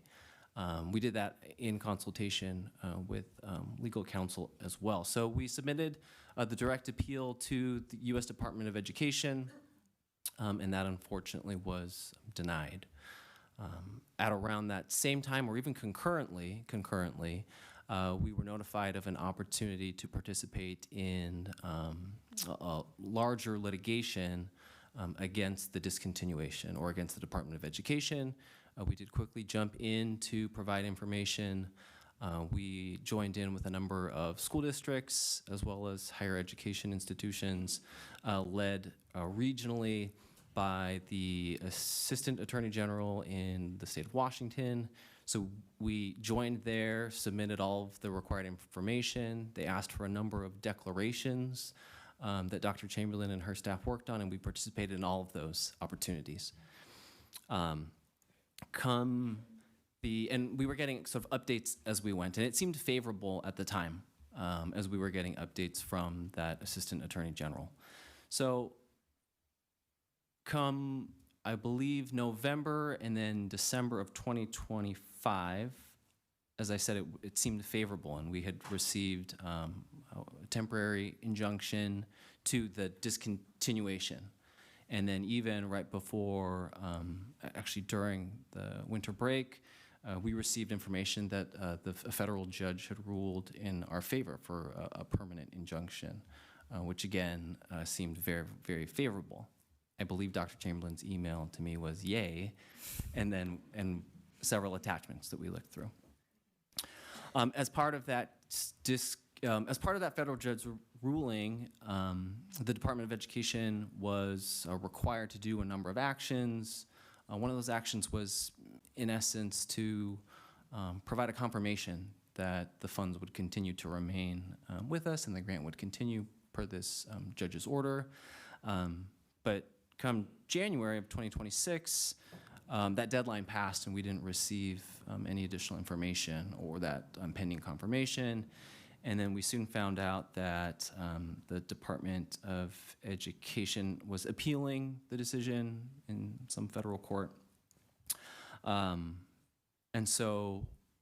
again, this is, I think, everything that we've shared at the meeting 2 weeks ago. We also, we received a notice that provided what would typically be like a full year's award for that reimbursement. We received a 1 month notice saying that award would continue in from a 1 month perspective, and unfortunately the initial communication was $0 awarded. They did provide an update to that, which was that they would provide us essentially a small fraction of a month's worth of that reimbursement. But since then, we have not received any new funds or any new notifications from the Department of Education regarding the award that we received. There's also been no positive updates, just to talk about kind of updates since we last met. There's been no positive updates regarding the ongoing litigation efforts happening in the federal courts. We believe that the Department of Education, as I said, appealed the case, and there's a hearing set later for this month, actually. There are also, just as we're thinking and looking ahead, and there continues to be some uncertainty about other one-time grant funds that we would typically receive. I believe actually one of the public commenters mentioned it, but in the past we'd received a middle school prevention grant and an early intervention grant, a prevention and early intervention grant that was previously administered by Ventura County Behavioral Health, but which is now moving to public health. We're awaiting the details on some of those funds as well, which just provides more uncertainty in addition to everything with the focus on the mental health grant. We're definitely confirming that we do have some one-time grant funds that do expire actually this year that can sustain our existing enhanced staffing for the remainder of this year. One of those grants is actually up for approval on today's board agenda. It was pulled, item J. We can also confirm that our district was in receipt of the CYBHA capacity grant to support some of the current enhancements that are in place right now to mental health and wellness services for next year. So looking at next year and looking at those one-time grant dollars that we actually have to spend next year, I'll ask Dr. Chamberlain to share a little bit about what things will look like next year, specifically as we think about high school wellness centers, middle school services, services for elementary students. So I have tried to fit as much into as little funding as possible. First and foremost, before I jump in, I just want to thank the students for being here tonight. You're the reason that we work so hard to make this happen, and I want you to know that I will be doing everything in my power to maintain what we have in terms of services that support you. It's more than just a job to me. It's really a calling for me. So thank you. But to get into some of the details, so one of the things that we have looked at is how can we take some of our special education funding and some of our capacity funding, which if you're not aware yet, it's really important that you become aware of the California Youth Behavioral Health Initiative. This was our plan for sustainability when we received the grant. We happen to live in a state where we have forward thinkers, and we are now launching the ability for us to be able to bill Medi-Cal and insurance for services, mental health services that are provided on campus. So many of you have given us that information, and we've already begun that process, but we thought we had 2 more years to be able to become more proficient. All that means is that your team of clinicians, we're just gonna work a little bit harder to make this happen. So part of that is a grant that will help us to bridge some of this, some of these services over the next year while we get this set up and start to see some reimbursement dollars. So what I've looked at is really just what will happen is our clinicians would have to carry what I term mixed caseloads. So they wouldn't be just a clinician dedicated to one program. They would be providing services across programs. That's not ideal, I know. That will reduce some of the services that we have, but we are looking at where our services are most utilized. And at our secondary campuses, particularly our high schools, our services are used mostly on those sites. So we are looking at, it may not look exactly like it does right now. It may mean that the Wellness Center is not open every single day of the week, but there will be some level of service available on our high school and middle school campuses. And we will continue to rely upon our partnerships with our universities and our interns to help meet those services. But as was spoken about, that does require that we have licensed people on staff that can supervise those services to make sure that they're implemented in a safe way. So at this point, the hope is to keep as much of our secondary services as possible, and then to look at if there's leftover funding anywhere, our highest use elementary sites. We will have services on all of our Title I sites because they're funded differently. Some things for the plan for next year, and just to emphasize some things that Dr. Chamberlain shared. For next year, of course, we'll continue to plan to meet our legally required services for students with disabilities. We'll also, the plan requires, of course, providing the necessary clinical supervision for our staff as necessary. And we do anticipate providing much of the identified staff listed on the resolution with positions for the 26-27 school year using those alternative funds and strategy that Dr. Chamberlain explained. A little bit to talk about elementary.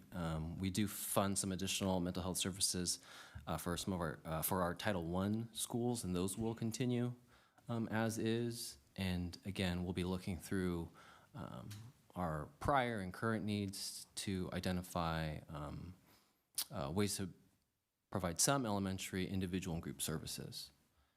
But to go back to high schools, and as Dr. Chamberlain and I have talked about what this looks like, it's challenging because of, yes, there's the uncertainty with the federal piece of it, but also now kind of this nuance with this other additional, these 2 other grants that we've typically received. And that's why it's really difficult for she or I to say with absolute certainty, yes, this is what it will look like. right? We will, though, have our high school wellness centers open, providing drop-in services, individual services, group services. Our middle schools will have the provision of individual and group services as well, some lunch bunch activities as they typically do.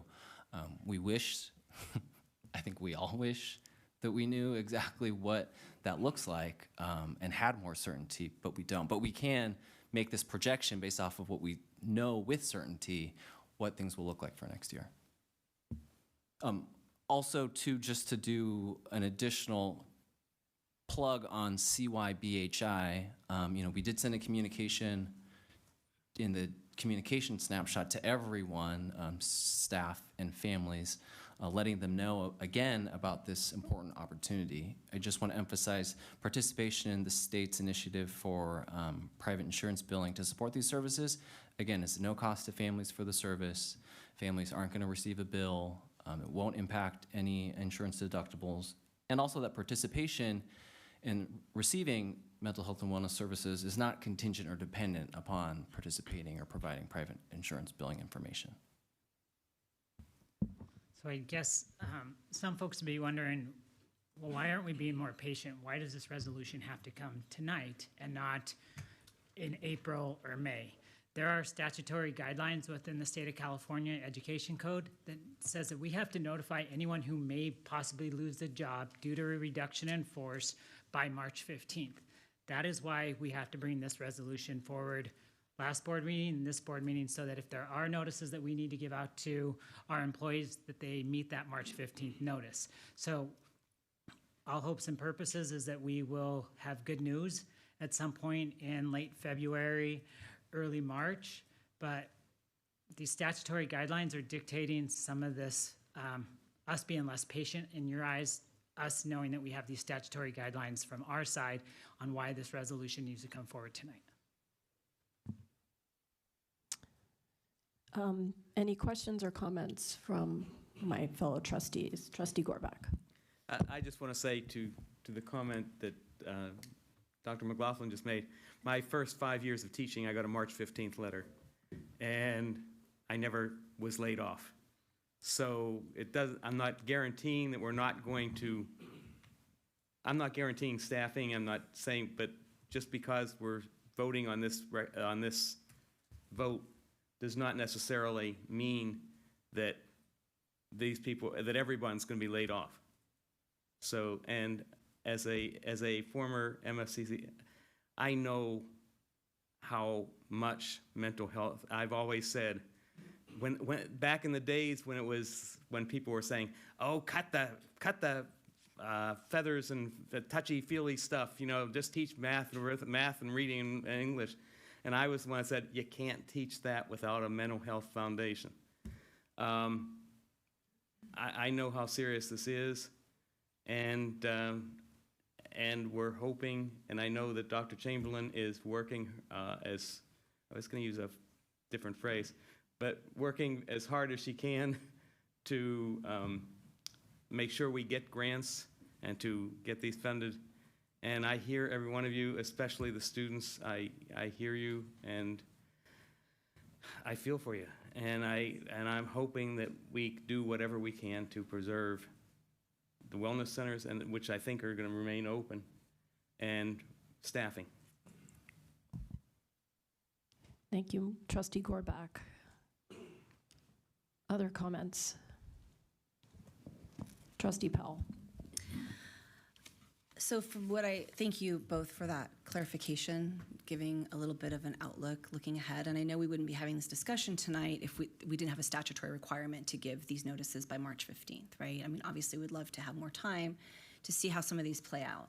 And I know there's a lot of uncertainty in terms of the federal grant. For all we know, next week there could be another court decision or something happens and that money flows again, right?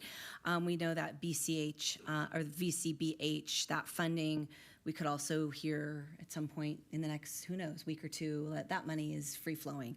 And so I know the timing issue is really tricky.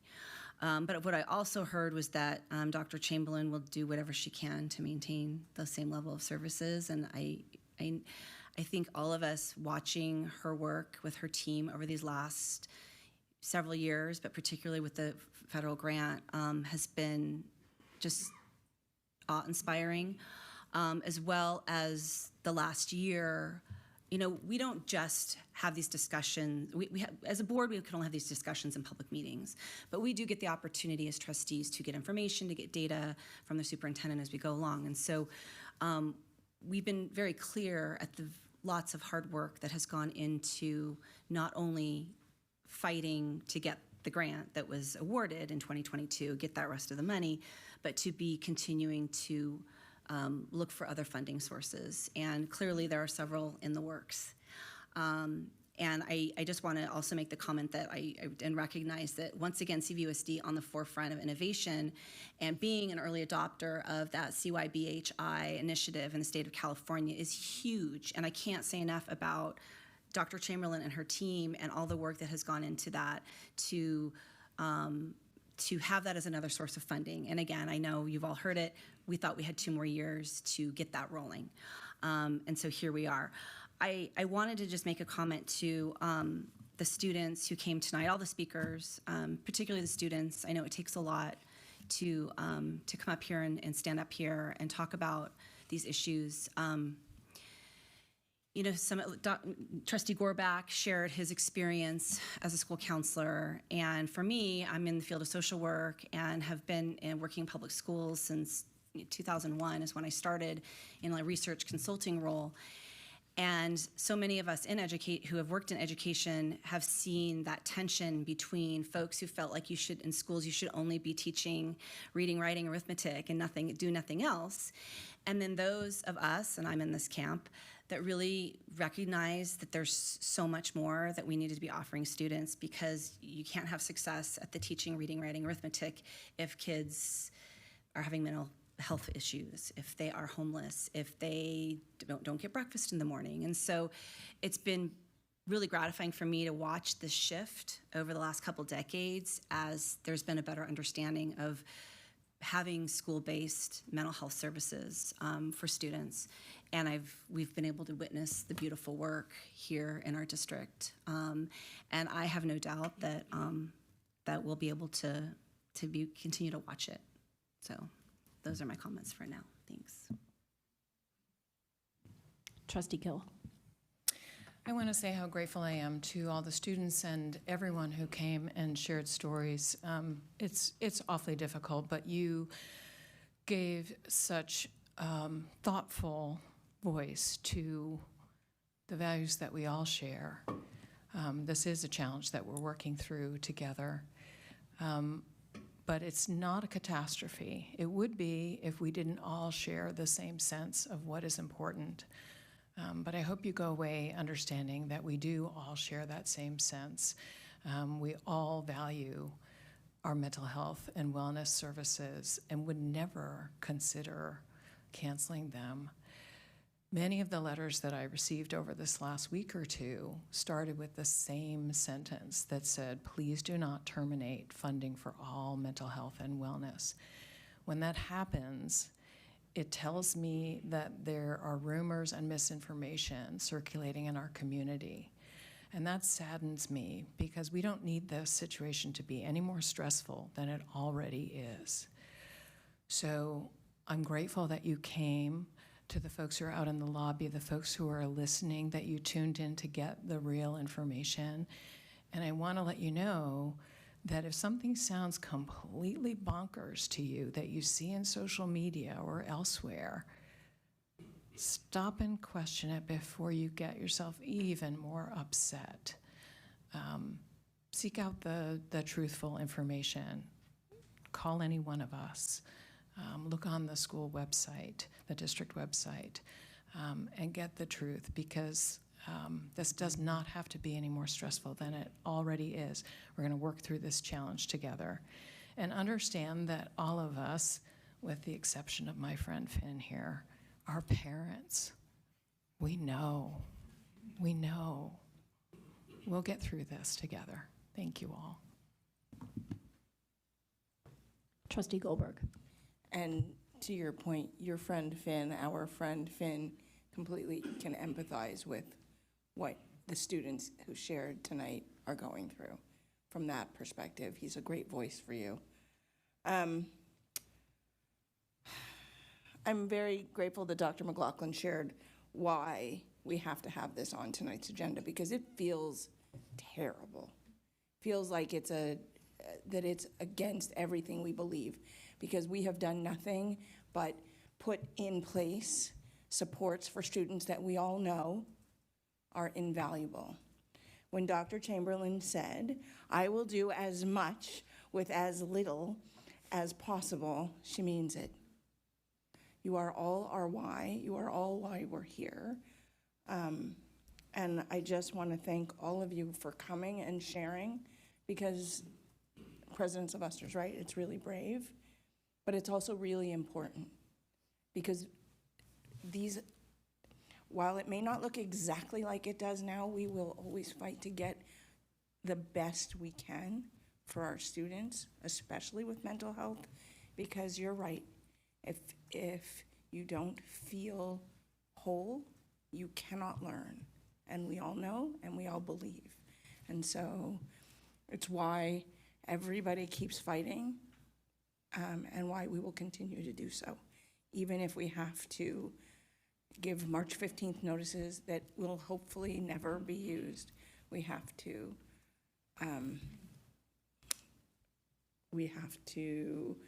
protect everybody in the ways that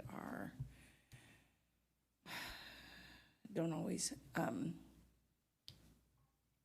feel right, but anyway. Trustee Kearns. Schools across the country have been getting defunded and getting, quite frankly, beaten down by these lack of grant funds that are like, oh, here you have it one moment, then you don't. And we're seeing it here. It's becoming very real. It's become very real for me. It's become very real for all of my peers. Thank you, especially while I'm on that topic, to all of my fellow students who came out today and spoke. I really appreciate it. And it really does add a very important piece of context to this issue. I think another important piece of context is that these decisions are being actively made by the Federal Department of Education. They are aware that mental health services are crucial. They are aware that mental health services impact the lives of countless students. And yet still, grant money is being withheld. Grant money is being not given.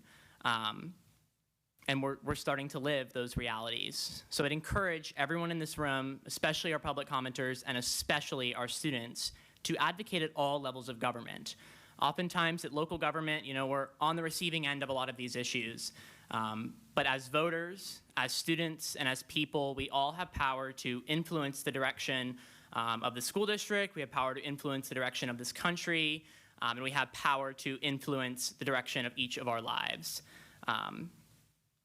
I will say with that, however, I am eternally grateful to this board and Dr. McLaughlin and Dr. Chamberlain for doing everything in their power to minimize the impact of the grant money that comes and goes on students, especially Dr. Chamberlain, who I know and I have full confidence will ensure impeccable student support services and ensure impeccable behavioral and mental health services for all of our students.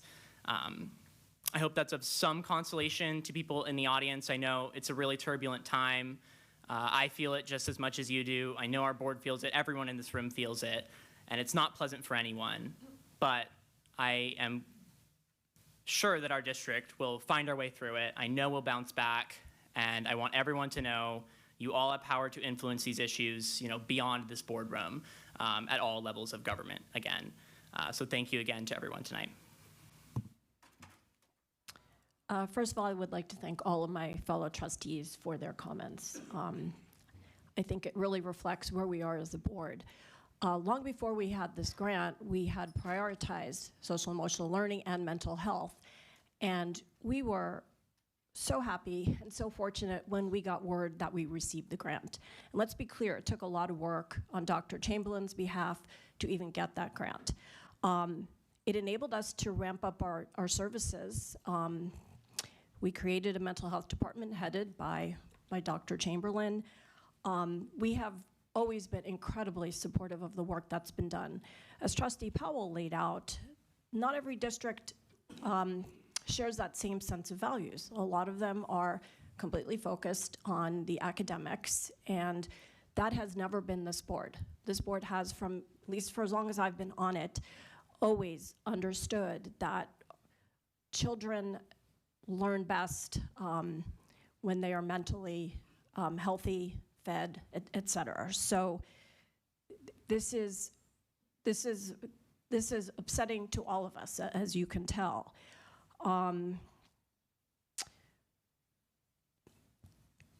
Again, I think we should all understand that we are looking at these other funding sources. We have to do this now. Things may change.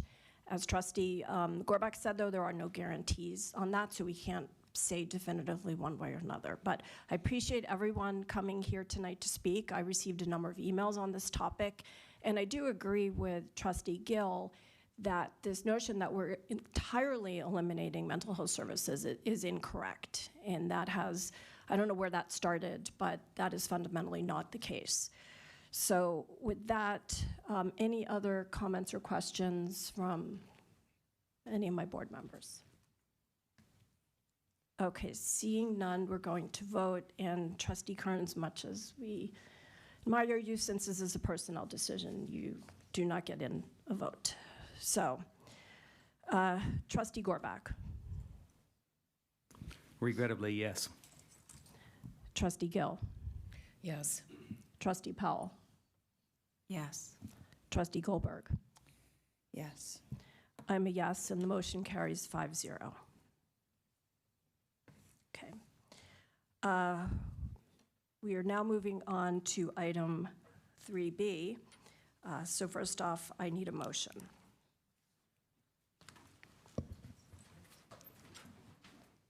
We can give it a minute while the room clears.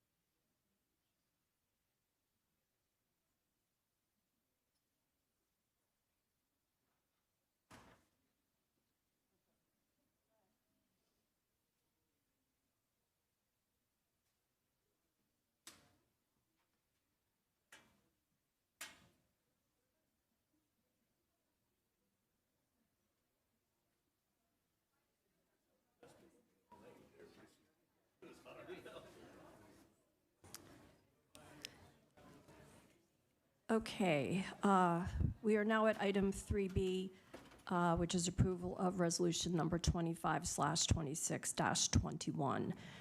Do I have a motion? President Sylvester, I move that we approve resolution number 25/26-21, reduction of classified positions. It has been moved. Do I have a second? Second. Okay, it has been moved and seconded. I have 3 public comment cards. So I will read all 3 names, and again, you will have 3 minutes to speak. Sam Muscarella, Michelle Tucker, and Ansley Rubino.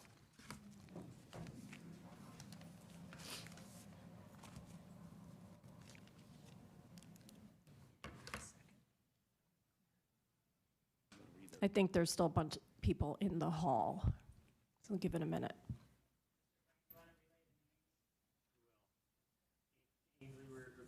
Sam Muscarelli, Michelle Tucker, and Ansley Rubino. Mrs. Fellman, they get 3 minutes. Thanks.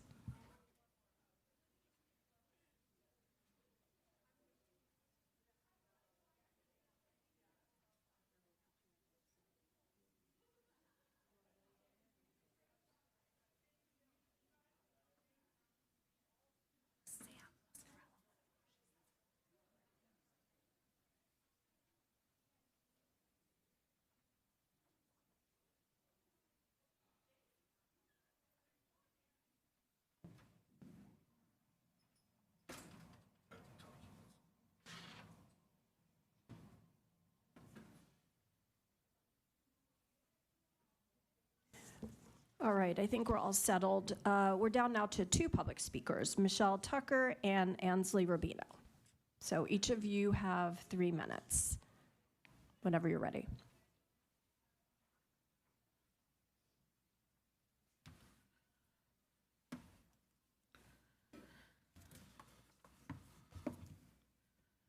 Ready? Good evening, President, board members, and superintendent. My name is Michelle Tucker, and I have proudly served this district since August 2011. During that time, I have earned multiple promotions by applying, testing, and interviewing, always with the goal for better serving of our students. In May 2025, I earned the promotion to ASB bookkeeper. The position was publicly posted as an 11.5 months position, and I accepted it based on those terms.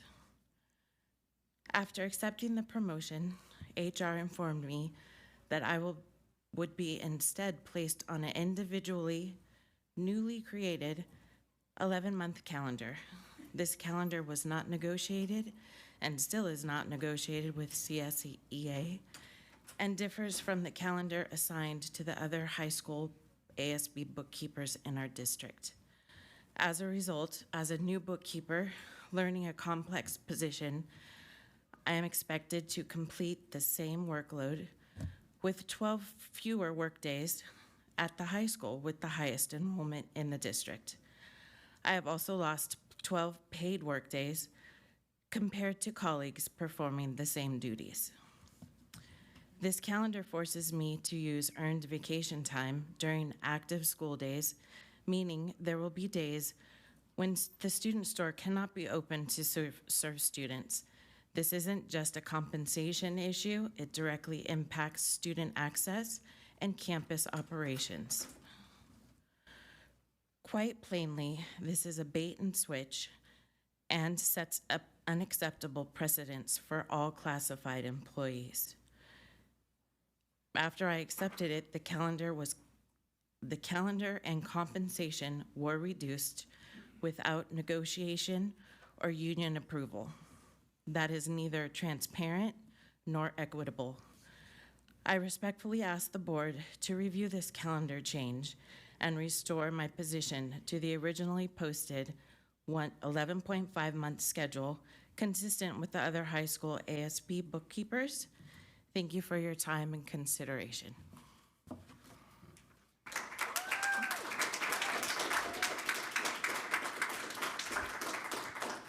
I would like to remind our next public speaker that the agenda item is specific to the resolution on classified staff.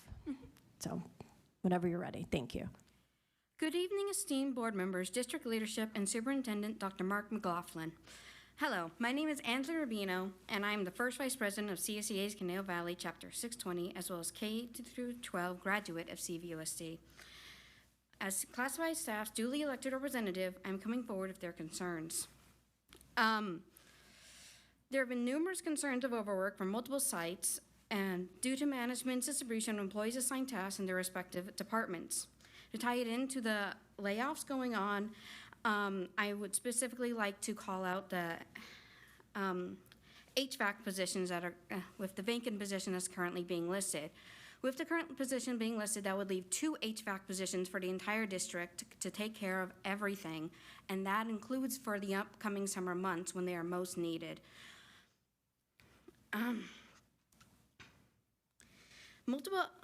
Going on to that, multiple other school districts have recently closed their negotiations, and CSEA has recently learned that UAC is closing their negotiations as well. They have made multiple concessions for their staff. In Simi Valley, they got a 2% ongoing raise as well as a one-time bonus of $660 for each classified employee. UAC got a 1% ongoing and a 1% bonus, whereas CSEA has so far been only offered a 0.5% ongoing raise. This isn't comparable, and we would like a comparable offer from the school board and the board of it. A comparable financial incentive to our hardworking classified employees. We are all aware of the financial crisis school districts are going for. going through. We understand there is a low enrollment in CVUSD, but we, the classified staff, are giving our best service possible to our students and families. Do the right thing and make classified employees feel valued and appreciated. CSA calls upon management to provide clear and concise delegation of tasks to ensure that no employee is overworked, and that should an employee have to be away from the job for multiple days, the service will continue uninterrupted. Thank you very much for your time, for the opportunity to speak. CSBA believes in a strong working relationship with district leadership. We believe we can come to a mutually beneficial agreement that balances employees' needs, understands the need to make cuts, preserves the high standards of education expected in CVUSD. Thank you very much for your time.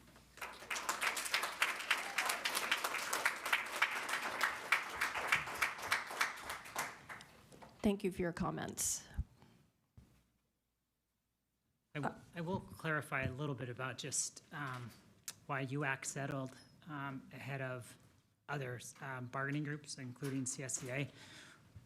UAC did not receive a salary increase for the 24-25 school year. No salary increase. We are negotiating and just finished negotiating with them for the 25-26 school year. It's my understanding, I don't sit at the table, but CSEA and CVUSD is still in negotiations for the 24-25 school year. We did agree in principle, I guess, in my understanding, to a 0.5% raise for the 24-25 school year at last negotiation session. We asked to move into the 25-26 negotiation so we could provide our proposal to them on salary increases for this school year. So we're ready to negotiate. We agreed to the 0.5% for the 24-25 school year that UAC was not offered, and we are ready to, once we close out salary negotiations for 24-25 or contract language negotiations for 24-25, we will move into the 25-26 salary negotiations like we have with UAC and CVPPA. So just, I guess, we're in this negotiation process and be patient. Ms. Ashmore, anything else you want to add since I'm not at the table? No, I think you hit it on the head. CSEA was actually the only association where a counteroffer of salary increase for 24-25 was presented by the district, and we are hopeful to get through the remainder of the bargaining with CSEA in a timely manner so that we can move to 25-26. And I would note on January 20th, 2026, we did offer or propose 2% off schedule and give a March 16th date as a paid holiday. That obviously moved into an on-salary schedule discussion, which led us to that 0.5% raise going back to 24-25, from my understanding, correct? That's correct, and the 0.5% would be retroactive to July 1, 2024 for all members. And once we finish up salary negotiations, or not salary negotiations, but contract language for 24-25, we can move into the 25-26 negotiations. We would be ready to sunshine immediately. Thank you. Okay, thank both of you for that explanation. This item and the next item, like our mental health resolution, were discussed in quite detail at our last board meeting. It is now coming here for a vote.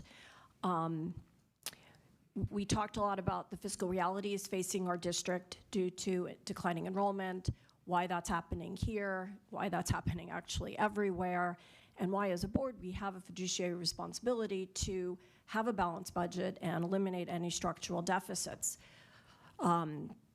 So that's where we're at. I am, again, I think, Dr. McLaughlin. Go ahead and finish. Again, I think it's helpful to have that understanding of why we are where we are. So I can give a brief recap and go over all of that again, but before I do that, I'm going to turn it over to both Mrs. Ashmore and Dr. McLaughlin to give some context as well.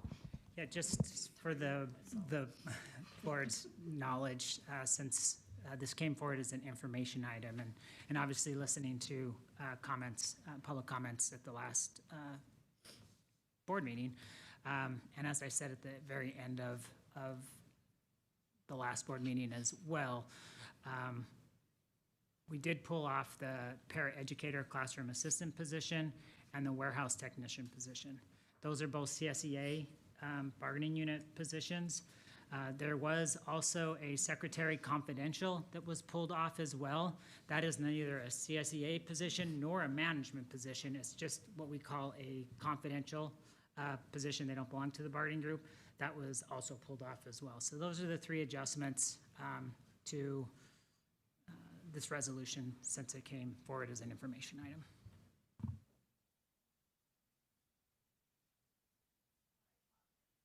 Sorry. All right, I will listen to myself speak. So essentially, and a lot of this is based on discussion that we heard 2 weeks ago, as well as some of the emails I've received, as well as some social media commentary. But our district is not alone in what we're facing. Declining enrollment is pretty much a factor statewide. It is particularly an issue here. Earlier, one of the public speakers talked about the significant decline in the number of students that we have served. That is absolutely the case. Why is that? Well, basically, we live in a community that everybody loves and everybody wants to live in, and nobody moves out. Over the 10 years since the last census, Thousand Oaks population was flat. The average age went up. You can imagine what that does to the number of school-aged children.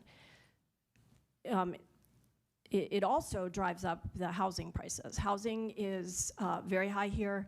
The median home price is well over $1 million. Affordability is truly an issue, and young families at this time are not moving in. That is really a big, a significant factor as to why our enrollment is declining. Now, what does that mean in terms of the budget? Well, we are paid by the state on a per student basis. And if a student leaves the district or graduates out of the district, we don't receive any of that money. But because there's such a high fixed cost component to operating a school district, when that student leaves, all of the costs with that student do not go away. I think it was Mrs. Ashmore who used an example of a school bus at the last meeting. If you have 10 students on a school bus or 50 students on a school bus, the cost is exactly the same. You're still running the school bus. So that's what I mean in terms of where we have high fixed costs. So we have done a great job in, there's not much we can do around enrollment. We have wonderful schools. We've created magnet programs. We have an IB continuum, and all in the hopes of attracting outside students to this district. But the other component of how we're paid is attendance. And we'll talk a little bit later about our mid-year LCAP results, but the district has done an extraordinary job in reducing chronic absenteeism, which really also helps our funding. Not to mention that students who actually go to school wind up doing much better. So that is a win-win. The other thing I want to say is that what we're facing, declining enrollment, as well as the loss of one-time funds, and I'm not talking about the mental health grant, I'm talking about a lot of COVID dollars. We saw these, we understood that years ago, and we have been planning for that, and we have been very prudent under the leadership of Dr. Hayek. Last year, we made some staffing reductions. They were almost all in the district office, including an assistant superintendent position. And again, we look at this in any way that we can minimize the impacts to our students. If you read the newspapers, if you read articles, you will see that there are many, many districts here in Ventura County and throughout our state, if not our nation, that are in far worse shape fiscally than we are. As I said, we've been prudent, we've been planning to this, and if you look at the list of our reduction in force versus some other school districts where they're cutting deep into librarians and counselors and nurses, we are in much better shape, and we are trying to keep the cuts as much focused on an admin and district as we can. So I don't want to minimize the fact that these are difficult decisions. They clearly are. But the board has the responsibility to our students and to our community to ensure that the district has long-term financial stability. So that's where we're at. Dr. McLaughlin. Yeah, just to speak, since most of our folks in the audience are CSEA members, we really did look at vacant positions, and there's still a number of vacant positions that are not on this list that you know about, as a carpenter, another groundskeeper, a list of positions that have not been listed on here. So it's not that we looked at every vacant position, because we know we need some of those positions to come, or to hire. But for us, and it sucks to be the last person on the seniority list for some of these positions. I get it. It's tough. But ultimately, I think from our perspective, especially out of the maintenance and operations department, I don't anticipate us next year bringing forward reductions in these areas. We are at a position where the manpower that we have there is the manpower that we need to make our schools look good, make sure that our schools are clean, make sure that any trade work that needs to get done or maintenance to work needs to get done, we have that personnel in place. Outside that, it's tough to look at positions and have cuts, but ultimately we've gone with the vacant positions and no deeper than vacant positions. From my perspective, I think that's the best route to go at this point. Do I have any questions or comments from any of my fellow trustees? As I said, we had quite a discussion on this at the last meeting. All right, seeing no comments or questions, please vote. Trustee Gill? Yes. Trustee Goldberg? Yes. Trustee Gorbach? Yes. Trustee Powell? Yes. I'm a yes. Motion carries 5-0. All right, we are now at item 5C, approval of resolution number 25/26-20. Do I have a motion?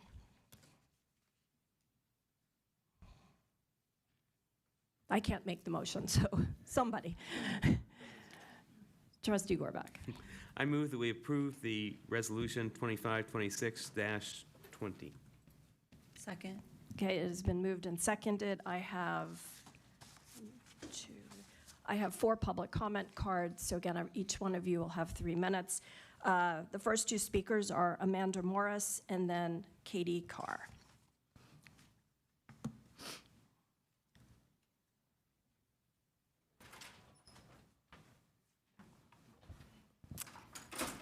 Good evening. Thank you for the opportunity to speak tonight. My name is Amanda Morris, and I am one of the deaf and hard of hearing itinerant teachers for CVUSD. Today, I will be speaking regarding the proposed reduction of one of our 3 DHH itinerant teacher positions. I'm here to strongly advocate for our deaf and hard of students and to ask you to keep the DHH itinerant position in our district. When we talk about low enrollment, we are talking about numbers, but when we talk about our DHH students, we are talking about children, and children who work twice as hard to access the same information as their peers. Hearing loss is not just about volume. It affects language development, literacy, social interaction, and academic growth. A student can sit in the classroom, look attentive, and still miss up to 30 to 50% of what is being said, especially during discussions, group work, or in noisy environments. Maintaining the 3rd DHH itinerant teacher is not excess staffing, it is proactive planning. It is compliance and it is equity. And it is a commitment to students whose access depends on specialized support. Budget challenges are real, but cutting a position that directly safeguards access for students with disabilities should not be a last resort, and it shouldn't be an easy reduction because enrollment is low. Reducing from 3 to 2 does not mean slightly larger caseloads. It means significantly increased travel time, less direct instruction, reduced consultation with classroom teachers, and less support for students when issues arise with hearing technology or access. Our DHH students cannot afford to lose the support. Access to communication is access to learning, and access to learning is access to opportunity. Additionally, DHH services are not static. Students' needs change, new identifications happen, moves occur, early intervention students transition into kindergarten. If we eliminate the 3rd position now, we remove our flexibility to respond to growth without scrambling later on. I urge you to stand with our deaf and hard of hearing students and maintain the DHH teacher positions. Thank you for your time and your commitment to every child in our district. Thank you.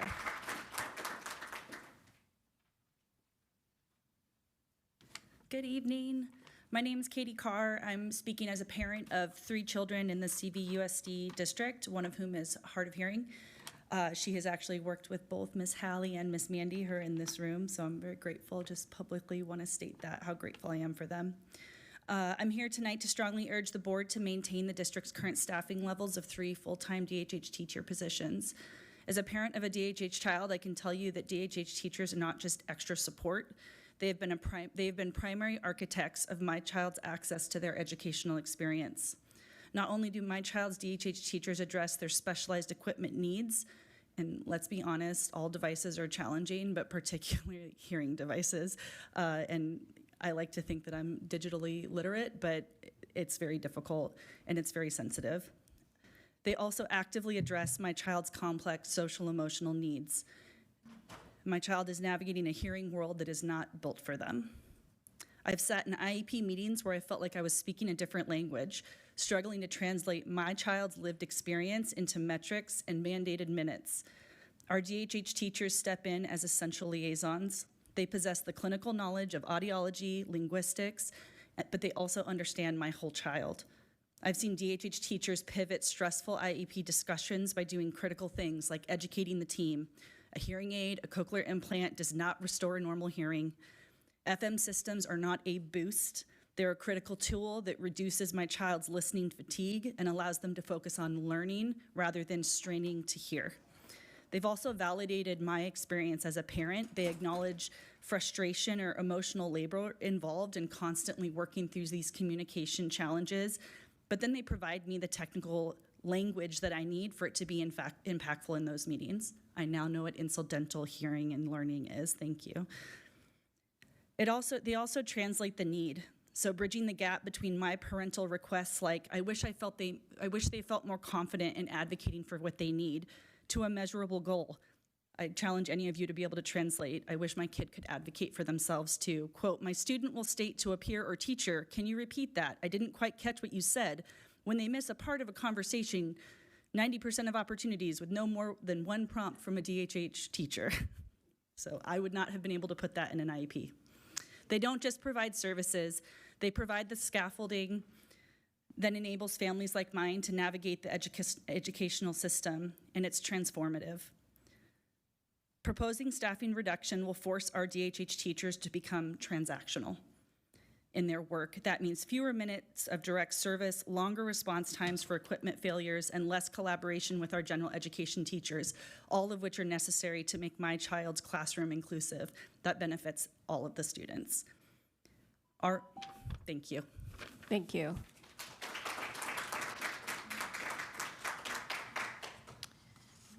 Okay.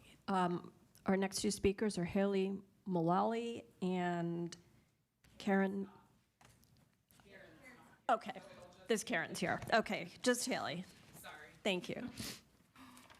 Good evening, board members, superintendent, administrators. My name is Hallie Mullally, and I'm a deaf and hard of hearing teacher, and this is my 10th year in the field, 8 of those here in Conejo Valley. I'll try to not cry because what Katie shared is very, very sweet, but I love my job. I'm here to respectfully and urgently ask you to reconsider the proposed reduction.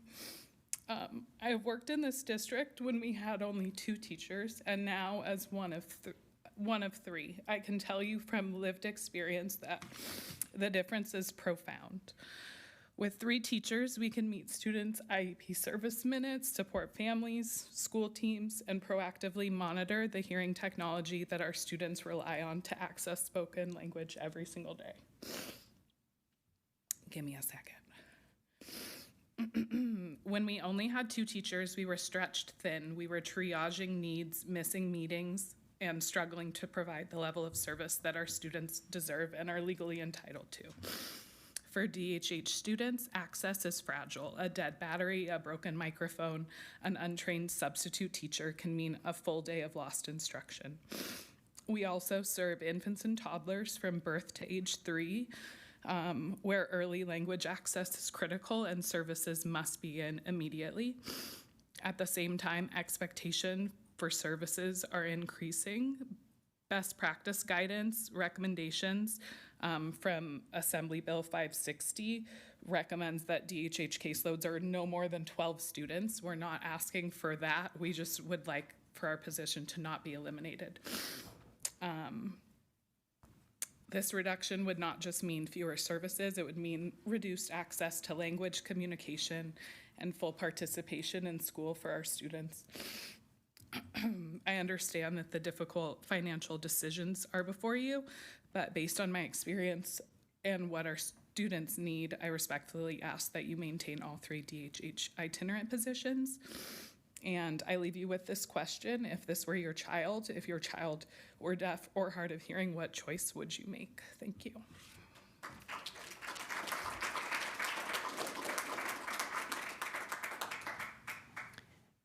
Thank you. Thank you to our public commenters. Do we have what was or you know what I'm going to ask? Well, to be honest with you, and Mr. Liu knows this, I've struggled with this particular position. I live with a speech pathologist, the other Dr. McLaughlin in our household, who talks about this stuff all the time.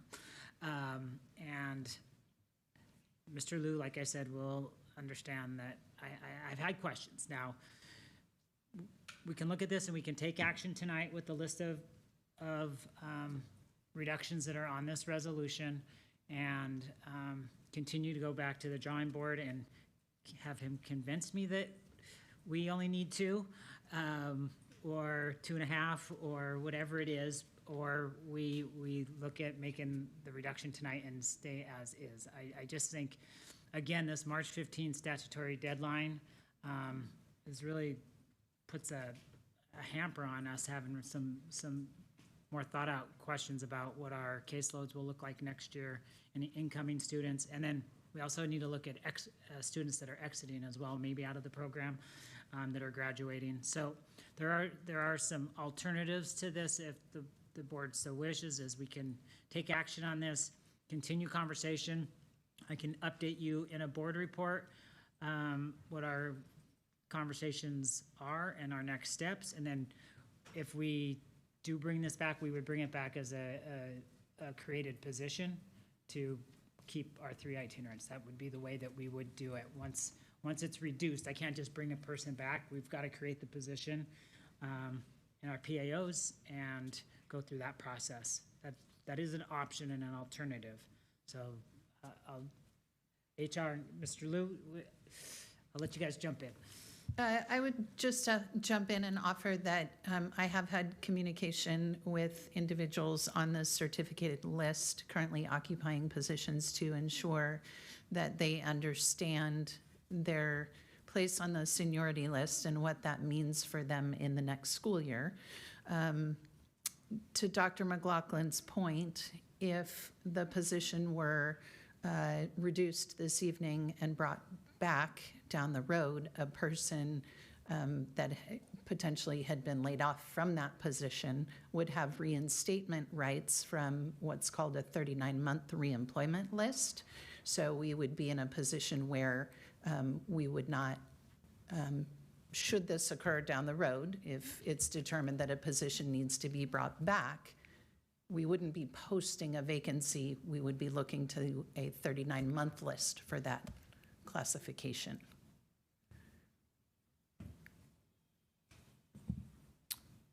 Mr. Liu.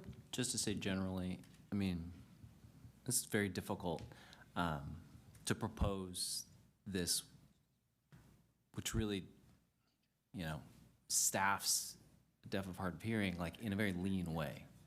I mean, in looking at it and looking through required service minutes and caseloads, we know that is going to be really tight. And I think that we're making this recommendation also too, like looking and comparing to what other required service minutes are for other related service providers, as well as caseloads. Our directors of special education would for sure be working closely with our DHH teachers next year, navigating what that looks like. The part of the overall, just to share some of this, is that the difficult recommendation also does allow our school district to continue to meet increased costs in other areas related to special education. So the money for the position doesn't go away. Really, we anticipate the need for the funding for other increased costs, for example, paraeducators. But again, we're happy to do some, of course, additional analysis and close work with our special education directors on, other creative solutions to this. So what I've heard, and also from the public speakers, is one component is caseload, which is determined obviously by the number of students who require these services. But then the other factor is travel time, time with consultation, that could also impact how effective each of the teachers are in being able to meet their caseload. And I know Mr. Liu has been working out some of those details and just in general, not looking specifically at each individual and figuring out where they got to drive and the mileage and the time, but that has been part of our conversation and consideration in our discussions. Okay, any comments or questions from the board on not only the DHH position, but anything else listed here? Do we have any consensus on moving forward with this as it's written current? Trustee Goldberg. So if I'm understanding correctly, if we voted on it and then decided we were going to bring it back, we could do that, but we'd have to create a new position. Is there a way? I assume that this wouldn't happen within the next 2 weeks to make that March 15th thing. Like, was there a way to pull and amend this list currently? There is. I gave my perspective as a superintendent. Mr. Liu gave his perspective as someone who oversees our special education budget and determining caseloads and other needs within the district. So that's the other piece that you need to consider is that as well. So it's not just a matter of one specific position. It's a matter of where those dollars will go with other needs within the department. We had, I don't think we've received it yet, but we had asked, having school services do a more in-depth report on our special education budget and funding. Have we seen any results from that? Yeah, without talking too much in depth, we received a draft yesterday or 2 days ago that school services asked for us to review to ensure accuracy before it's finalized. Could that have any potential impact on the conversation we're having right now, or is it too soon to tell? I would say it's too soon to tell. I did do a cursory look at that. I think I'd be more comfortable once it's finalized and out of draft form to speak to the implications of that. Okay, thank you. So again, we are up against this March 15th statutory deadline. Trustee Gorbach. Is it, I don't know who I'm asking. Is it possible to table this one position until the 4th of March? And I don't think that's fair to all the other positions. I think we have to make a decision one way or the other tonight and ultimately continue our conversation and working with our employees as well. Not just our conversation, because they're the experts in what they're doing, on that need and making some decisions, moving forward. I'm not in favor of editing this resolution here at the dais. I think that we want to have maximum flexibility to do whatever additional analysis might help inform decisions. So I think we really have to make a choice based on what's in front of us tonight. Yeah, I concur with that. And as we get more information, I do agree. I don't think discussing it right now and trying to figure out, looking at the entire special education budget and all of that makes a lot of sense. We also know that we have the flexibility, should we look at it further and deeper, to bring it back in whatever way that looks like. So I'm inclined to agree that I don't believe we should be figuring this out right now. And it doesn't appear that waiting till the next meeting for one or any of these positions, I think would yield us much more information. So I'm inclined to go ahead and vote on what we have in front of us. Any other thoughts on?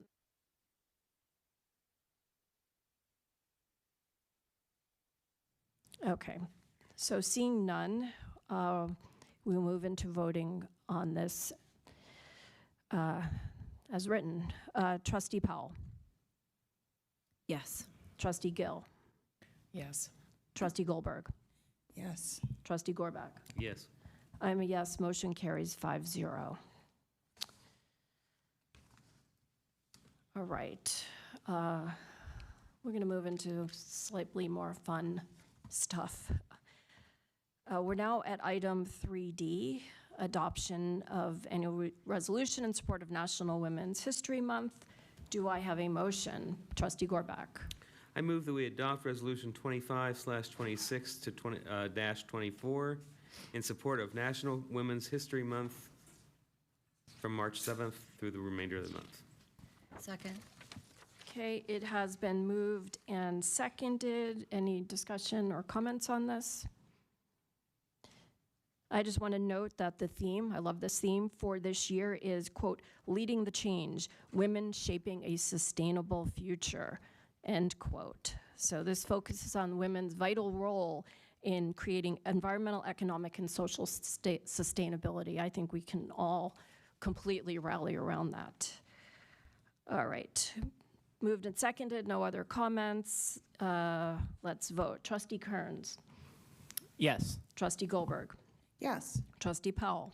Yes. Trustee Gorbach. Yes. Trustee Gill. Yes. I am a yes. Motion carries 5-0 with a preferential yes vote from Trustee Kearns. Item 3E, adoption of annual resolution in support of National Developmental Disabilities Awareness Month. Do I have a motion? Trustee Goldberg. I move that we adopt Annual Resolution 25/26-25 in support of National Developmental Disabilities Awareness Month as submitted. Second.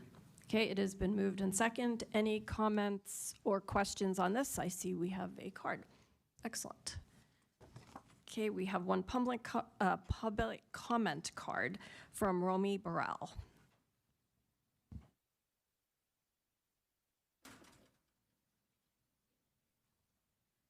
Good evening, President Sylvester, board members, Superintendent Dr. McLaughlin, and staff. My name is Romy Burrell, and I'm an advocacy committee member with Autism Society of Ventura County. I'm here today representing our dedicated advocacy committee who review school board agendas each week to ensure that people with disabilities are represented on issues that affect their lives. We are proud to offer our strong support for item 3E, adoption of the annual resolution recognizing March 2026 as National Developmental Disabilities Awareness Month. National Developmental Disabilities Awareness Month is more than a symbolic observance. It is an opportunity to affirm that people with developmental disabilities are valued, capable, and integral members of this community. Recognition helps shape culture. It reinforces belonging, promotes understanding, and challenges misconceptions. For students with disabilities, visibility matters. When a district formally acknowledges their presence and contributions, it sends a message not just to families, but to peers, staff, and the community at large that inclusion is not optional, it is foundational. We appreciate the district's leadership in recognizing this month and in celebrating the varied and unique experiences of people with developmental disabilities. Thank you for your continued commitment to inclusion and belonging.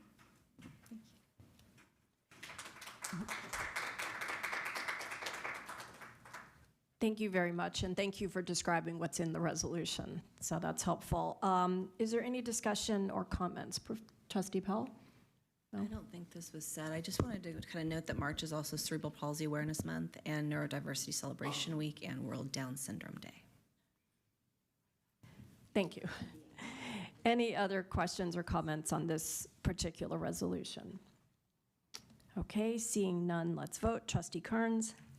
Yes. Trustee Gill? Yes. Trustee Powell? Yes. Trustee Goldberg? Yes. Trustee Gorbak? Yes. I am a yes. Motion carries 5-0 with a preferential yes vote from Trustee Kearns. We are now on item 3F, adoption of annual resolution, Read Across America Week, one of our favorite weeks. Do I have a motion? Trustee Goldberg. I move that we adopt annual resolution 25/26-27, Read Across America Week as submitted. Second. Okay, it has been moved and seconded. Is there any discussion? No comment, okay. Seeing none, let us vote. Trustee Kearns? Let's all read our new approved book. James, yes. Hey, simple, yes or no? I was told that early on as a trustee, because Trustee Gorbak? Yes. Trustee Powell? Yes. Trustee Goldberg? Yep. Trustee Gill? Yes. I am a yes. Motion carries 5-0 with a preferential yes vote from Trustee Kearns. All right, we are now at item 3G, which is our CSBA Delegate Assembly nominations. Do I have a motion? There. Trustee Goldberg. I would submit that we approve the submission of the board's voting selection of Lauren Gill for CSBA Delegate Assembly, Subregion 11B. There are. Oh, there's more of them? Yeah. Yeah, so there are Is it just the five. whole- Yeah, there's five There's 5 names on there? positions, but there's only 4 names on there, including our very own Lauren Gill. Trustee Gill. Yes, well, then all 4, and then anybody that Trustee Gill says that we should put on there. It has been moved, I think. Do I have a second? It's late. Second. Okay, it has been moved and seconded. Again, this is for SBA delegates in our region. There are 5 open seats. There are 4 people that have been nominated. Trustee Gill has served in this position since 2022? A long time, and she is willing to, again, represent us there. So I think we are all very grateful to her for doing that and for making sure that our voice is heard within the CSBA. Any discussion? Trustee Goldberg. Just the question is do you have somebody that we should write in, or are we leaving it blank? Does anyone have anybody they want to write in for the position?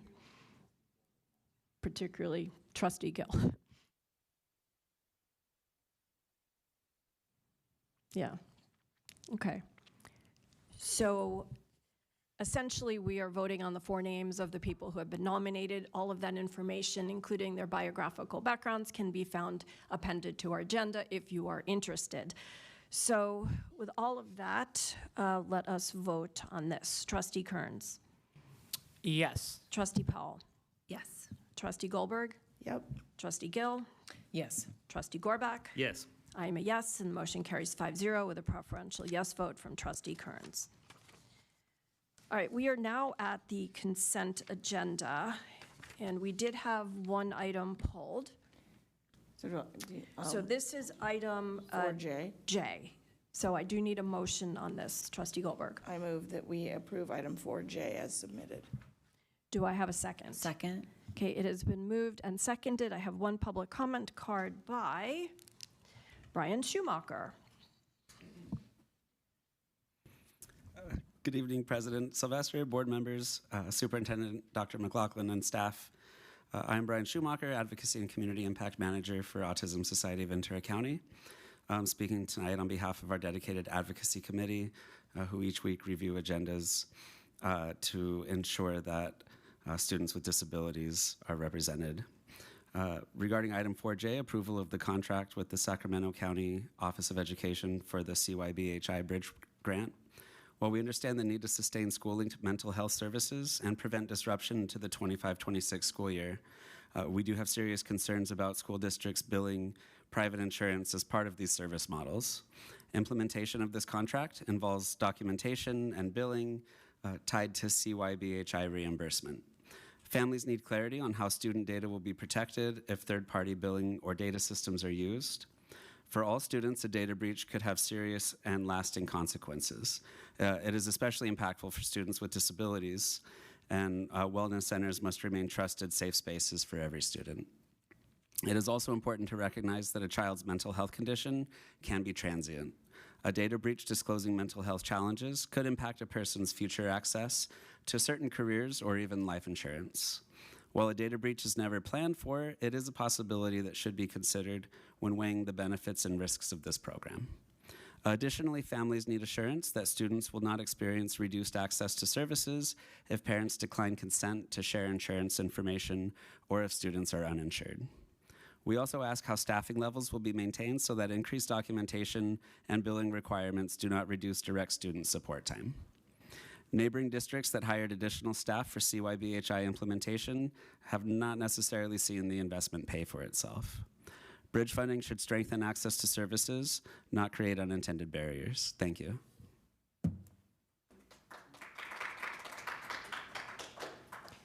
Thank you. I appreciate those comments. As we were obviously discussing CYBHI, make sure I get those initials right, earlier, I think part of the reason it's a longer on-ramp and it's taking a while is to make sure those safeguards are in place. I will make that statement. And then whether a parent has declined to provide information or a student is uninsured, there is no way that will impact access. So I don't know if there's any other comments regarding that particular billing system that we haven't talked about yet. Okay, so again, I appreciate your comments. Any other comments or questions from the board? Okay, seeing none, please vote. Trustee Kearns? Yes. Trustee Powell? Yes. Trustee Gorbach? Yes. Trustee Gill? Yes. Trustee Goldberg? Yes. I am a yes. Motion carries 5-0 with a preferential yes vote from Trustee Kearns. All right, so now I need a Trustee Gorbach, do you know what I'm going to say? I do. I move that we approve the remainder of the edited consent agenda as amended. Do I have a second? Second. Okay, it has been moved and seconded. Is there any discussion? Okay, seeing none, please vote. Sorry, Trustee Kearns? Yes. Trustee Gorbach? Yes. Trustee Goldberg? Yes. Trustee Gill? Yes. Trustee Powell? Yes. I am a yes. Motion carries 5-0 with a preferential yes vote from Trustee Kearns. I'm supposed to check the time. I don't think, do we need a break? I will ask my fellow trustees. Are we good? Okay, then we will keep going. We're now on section 5. I've been told we're going to take a break. So it's 8:33. We'll reconvene here at about 8:40.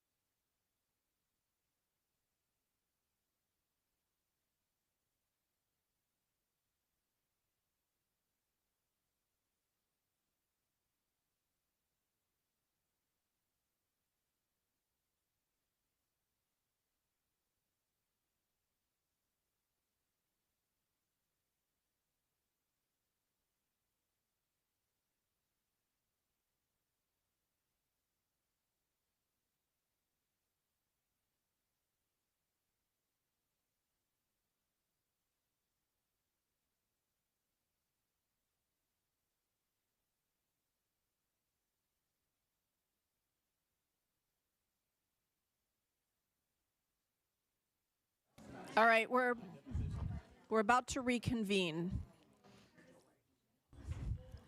We don't want our audience to hear the tumult.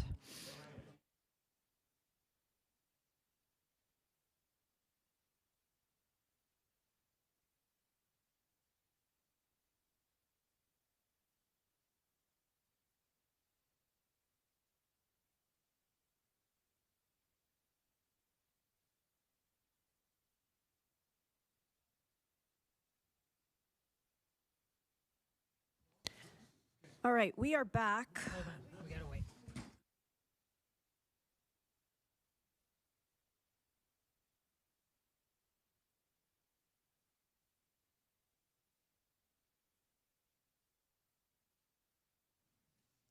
Okay, we are now back from our break, and we are at item 5, which are information discussion items. First up, we are going to get a presentation on our mid-year update on our local control accountability plan, also known as the LCAP, as well as a budget overview for parents. And Mr. Liu will be presenting. Good evening. I'm looking forward to providing that mid-year update on our LCAP and budget overview for parents for the 25-26 school year.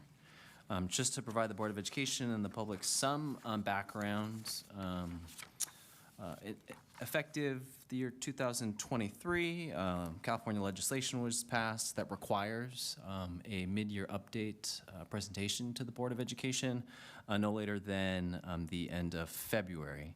As part of this report, statutory requirements include providing all available mid-year outcome data available based off metrics, as well as all available mid-year expenditures and implementation data relative to our local control accountability plan. I should note there is no particular template that needs to be completed as part of the requirements for this, nor a specific presentation. And so we provide the Board of Education with this presentation updated each year, as well as an updated report that I'll talk a little bit more about. This item also too does not require any board approval, so really this is just a presentation, an opportunity to engage on the topic. So the purpose of the mid-year update is specifically to allow in the middle of the year to provide an update and a report based off of adjustments that we're making to the LCAP, how things are going based off of our assessment and our metrics. It does provide a formal opportunity to present and collect our data in the middle of the year and talk about how we're progressing through the school year. This, it is a statutory requirement, but I should also say, too, similar to our school plans for student achievement, if we think about our district LCAP as our district, plan for achievement, the work related to our LCAP is ongoing. And so, although it is formalized in the sense, we continue to implement the actions in our LCAP and look at the metrics, irregardless of whether or not we had to do this statutorily.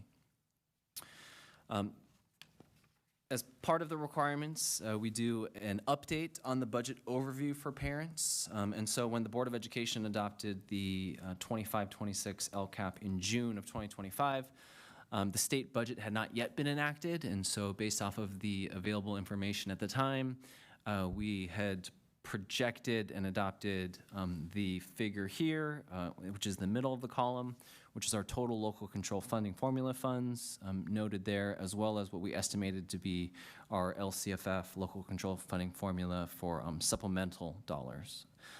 You can see, as noted, as part of the approved budget from the summer, you can see what those actual totals came out to be, with a little bit more in our total LCFF funds and a little less in our supplemental grant dollars.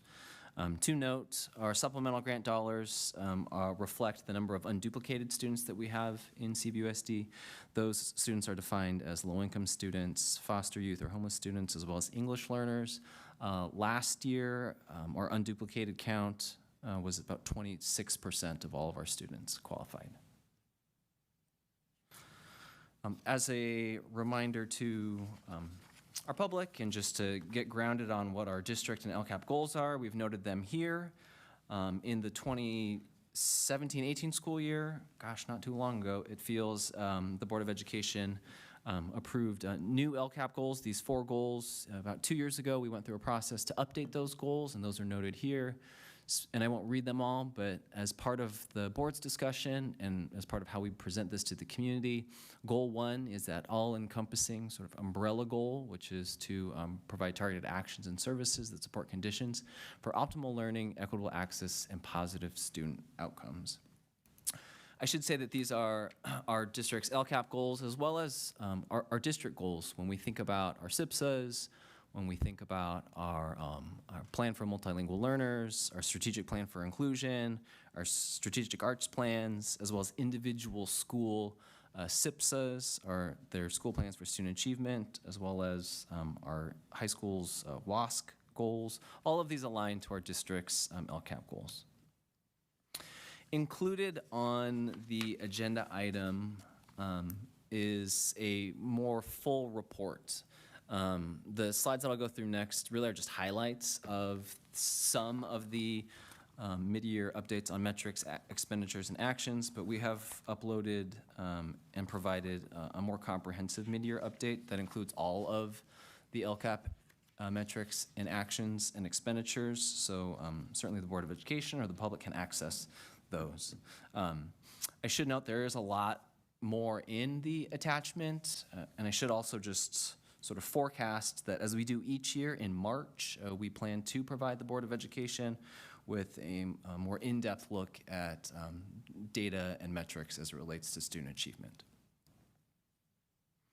So to get us started, we always just note that as part of the mid-year report in terms of metrics, we will have some metrics that are not known yet, some that are in progress, such as current attendance rates, as well as for instance, our district annual survey, which has gone out recently.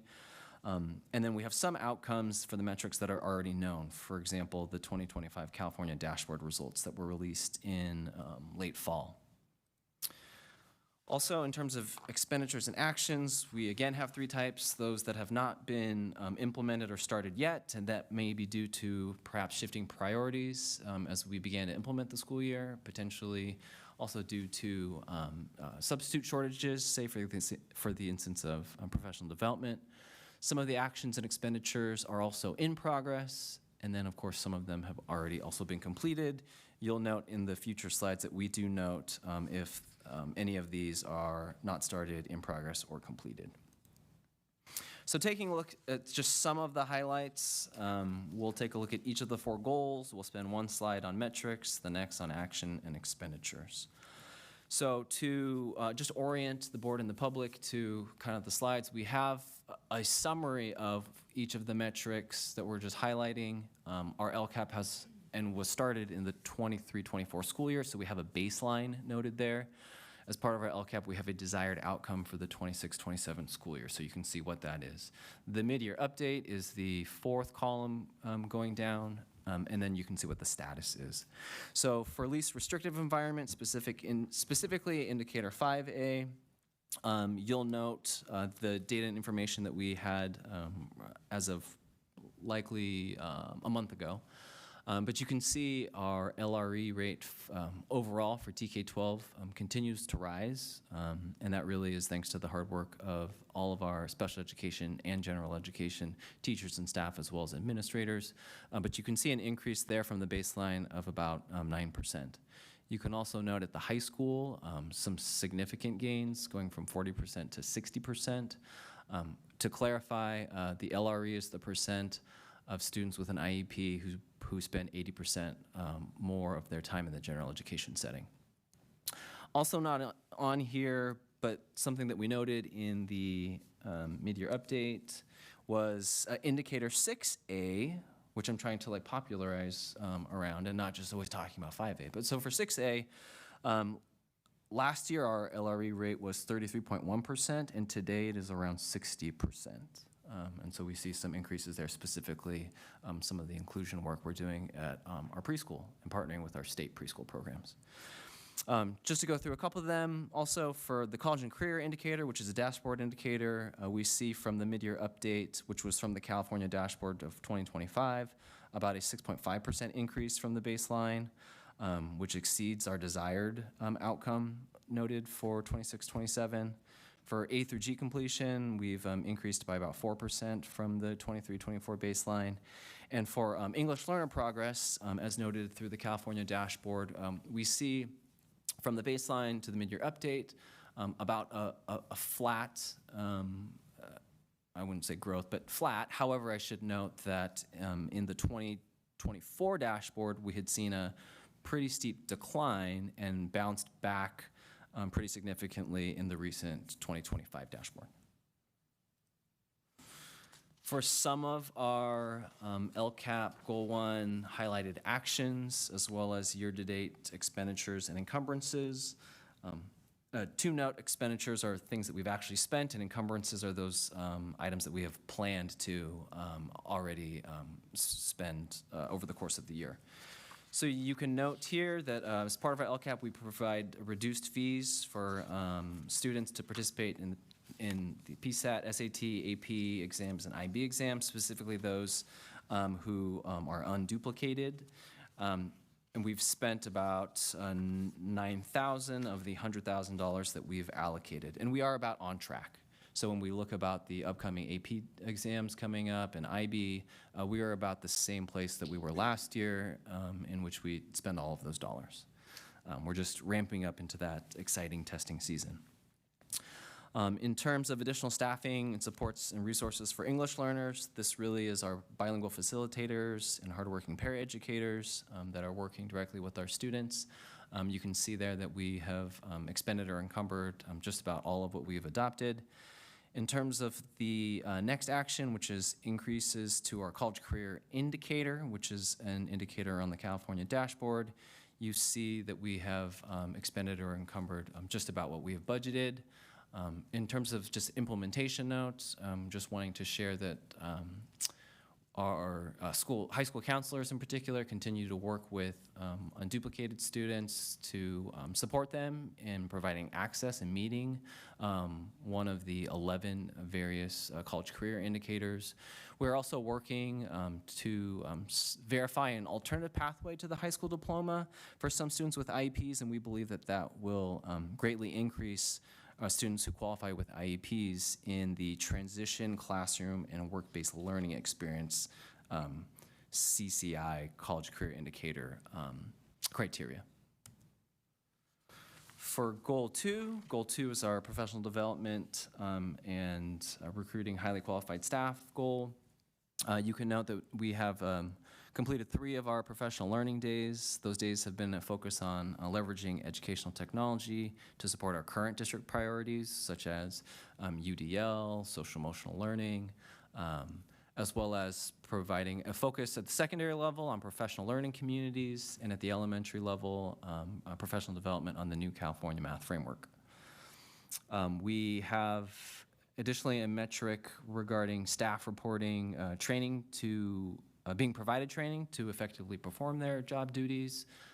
We assess this through our district's annual survey of staff, and that survey actually has been sent out and will be closing on the 23rd of February. So we anticipate those results, and those will be noted because they are in progress on our final LCAP report.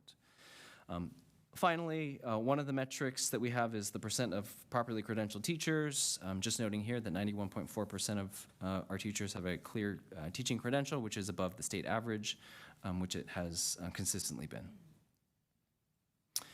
For some actions related to professional development and recruiting highly qualified staff, this year we continue to engage in the CAPS training, which I believe the Board of Education received a presentation on within the last year or two, but we have schools continuing to participate at the elementary and the high school level in this really engaging professional development opportunity.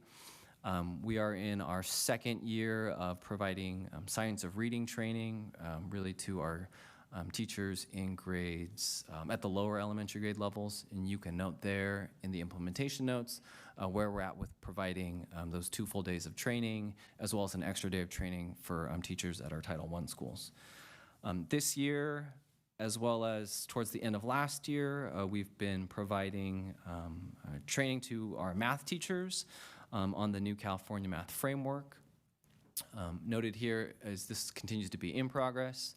As I shared before, we spent one of the professional learning days with our elementary teachers providing this training, and Dr. Suter and Ms. Bartlett have been working to provide our secondary teachers with this training as well. I should note that the expense has exceeded our adopted budget in the LCAP. We have been using alternative one-time funds to provide the one-time training and to go over our adopted amount. Goal 3 is our goal for engaging in two-way communication with the community. And you can note here on all of the socials, big thanks to Kim Gold for her great work, as well as with Ilan Menken. So you can see, just noting that we continue to have increases in our social media followers. In terms of district-wide presentations, we're at 19 district-wide presentations so far. Some of those have included presentations on supporting the transition of students with IEPs, our TK, information night. We recently held a TK presentation and event in partnership with the Thousand Oaks Library, and we've successfully had 4 breakthrough presentations, with 2 more to come.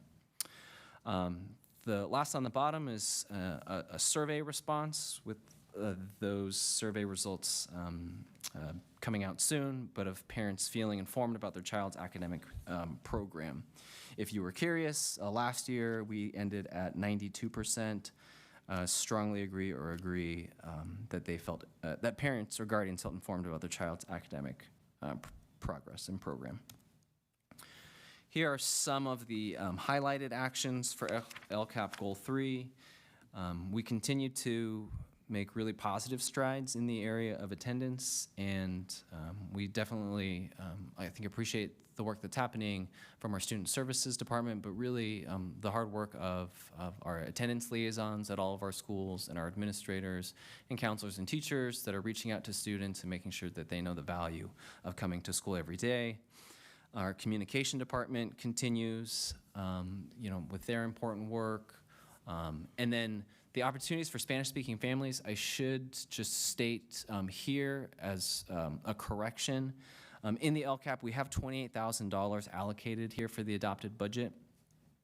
And that $28,000 actually was to pay for equipment that allowed us to provide Spanish-speaking families access to closed captioning for our meetings.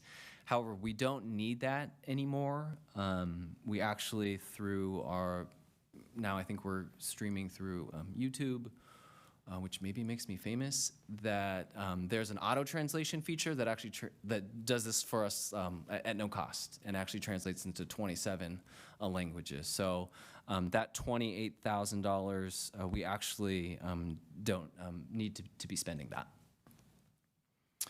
For LCAP Goal 4 metrics, as I shared a little bit about the positive gains we've seen for our average daily attendance, when we submitted our P1 data to the state, it was at a 96.06% attendance rate, which really is commensurate to our pre-COVID levels of attendance. So again, just a big kudos to our staff and to our students for coming to school. Chronic absenteeism, as measured by the California dashboard, continues to decrease, which is a good thing, and we've seen a decrease of about 4% from the baseline to where we are right now, or based off of the dashboard last year. Another metric is targeted SCL Tier 2 supports from our school counselors, and you can note the percents there. We define this for our counselors as ongoing general education intervention, which is social emotional, such as meeting with a student to teach coping skills. Meeting with, in an ongoing way, as well as meeting ongoing with a student through a crisis or difficult transition, as well as providing ongoing small group services to students. We've talked, of course, a lot about the wellness services, the important wellness services provided at our high schools. You can note here the number of duplicated drop-in services, as well as the unduplicated total at all of our high schools. For some context, if anyone was curious, we have about 5,500 high school students. For LCAP Goal 4, some highlighted actions. We note here with a little bit more depth and provides really like a great picture into the work and the value. of our mental health and wellness team at the high school level, middle school level, and elementary level, noting students who are receiving individual ongoing services as well as group services, and then at the high school, additional walk-in services. I should just say that for the ongoing individual services as well as group services, those are all provided to students with parent and guardian consent. For Breakthrough Program, you can see here that we're at about, just to note the NA here, as part of our LCAP, we don't have LCFF dollars specifically allocated to mental health and wellness services, and that's why it is an NA. For Breakthrough, again, you can see the number of individual student meetings we've had, noting the 4 parent workshops and the 2 more that are planned. The 2 more that are planned, if you're curious, focus on resilience and navigating friendship. And then finally, as we have had for quite some time, additional supports from our general education behaviorist as well as our additional bilingual school psychologist. So just to talk through, kind of in summary, some of the adjustments that we've made this year to our LCAP. Again, like that LCAP, similar to our SIPSs, being that living document. We have adjusted our new teacher induction program. This year, we transitioned into the services provided by the Ventura County Office of Education for induction, and that has really significantly decreased our cost that we were paying for new teacher induction. We have also changed the funding source out of LCFF dollars to be Title II professional development dollars. We added, at the start of the year, cell phones for Title I outreach assistance at our Title I schools. We're also, in terms of Goal 3, working with Parent Square. There was a contract approved by the Board of Education, I believe in December, for this service that would allow our high school teachers and staff, specifically, in addition to our athletic staff and our activities staff, to provide communication to groups of students via text. As noted before, we've also modified the Spanish language translation services for the board meetings, which are no longer needed at this time. We did increase the allocation for our Title I funds in Goal 4 to provide additional funds, which were needed to support our foster and homeless students. And we have changed some of our funding sources for some of our professional development trainings, specifically our math framework training. So just some of the next steps include maintaining and finalizing all of our LCAP metrics and actions as we get ready for the 26-27 LCAP. As I noted in March, we'll be providing a data presentation to the Board of Education. By the end of the month, we'll be reviewing all of our annual student as well as parent, guardian, and staff surveys. I will be holding a meeting of the CVOSD LCAP and Supplemental Funds Committee, which will be meeting around April or May. And then we'll be consulting, as we do each year, with our labor associations, parent advisory councils, committees, the county office, and our SELPA. And at that point, we'll start drafting and then plan to present the proposed LCAP for 26-27 school year in late May and in June.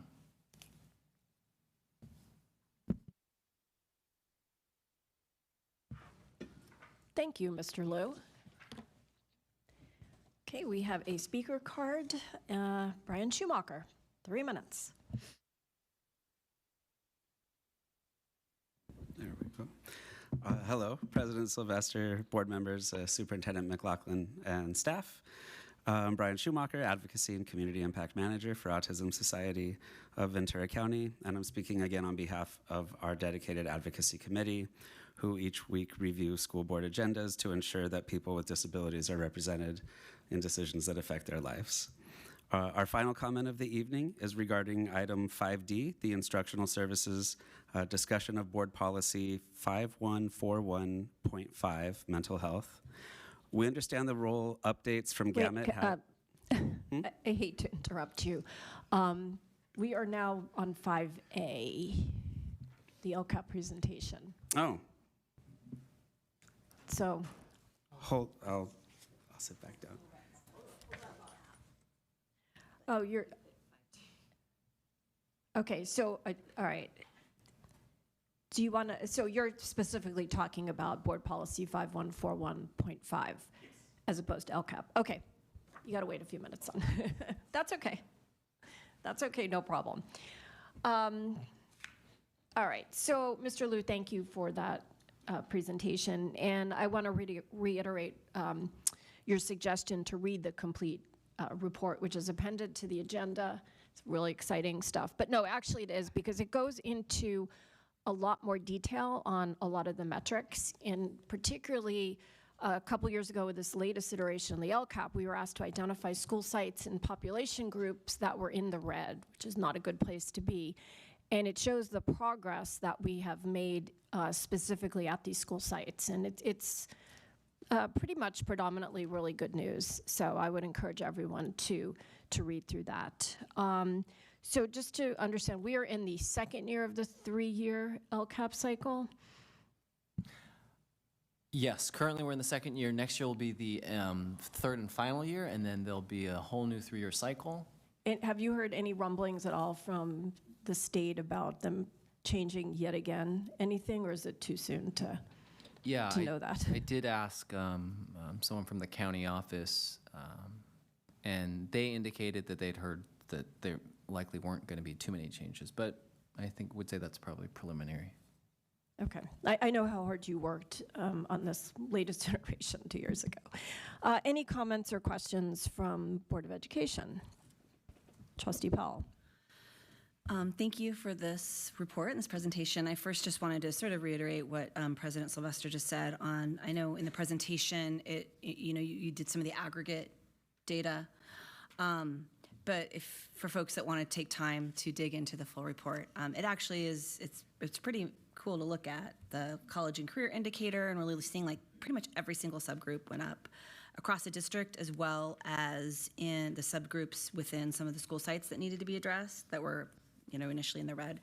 A through G completion was another one where pretty much everything improved. Our chronic absenteeism was another one that just across the board, and most, not necessarily all, but almost. So I think for those of us that are really, have our eyes on a certain school site or certain subgroups that we're concerned about, I just think that's really helpful to see some of that. I did want to ask, I know this report outline doesn't necessarily include the desired outcomes for 26-27, right? Okay, so and this is, I'm assuming this is their template. There's no standard template, just in the last 2 years, that's how we had been providing it. Okay, I would just throw in the idea that, when we're looking at the metrics and wanting to see how closely we're progressing towards our desired outcome, that's helpful, I think, to have that right there. That would just be some input from me. Also, I wanted to ask, I know we're in the second year of a 3-year cycle. So the way that they did this new iteration of the LCAP was looking at data from, I guess it was from 2022, and targeting some groups that then we really needed to focus on and we'd be reporting on throughout the 3-year cycle, correct? So what about if there's subgroups or schools that maybe fall into an area kind of midway? Do we pick them up along the way and report on them, or is that just they're sort of out for this particular 3-year cycle? That is correct. That is part of the LCAP's requirement. Our LCAP has to continue to monitor the students who, based off the 2023 California dashboard, were in the lowest performance area. And those are the ones that are noted specifically in a lot of the nuanced, disaggregated data for student groups, which I appreciate spotlighting a lot of significant gains and improvements for many of our student groups.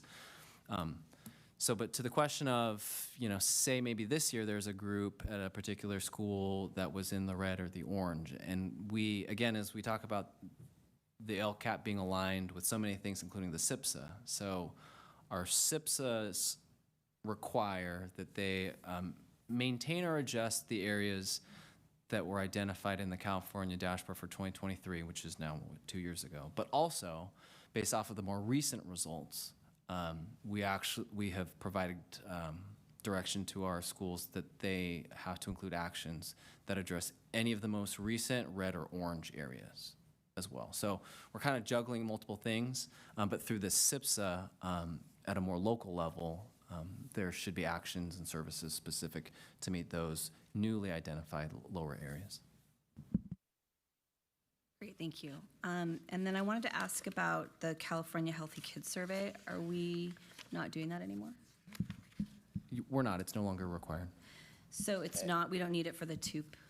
No, it's not required anymore? for the TUPE grant, and as part of our student survey, we do ask a range of questions to ascertain, how students are doing from a mental health, social, emotional standpoint.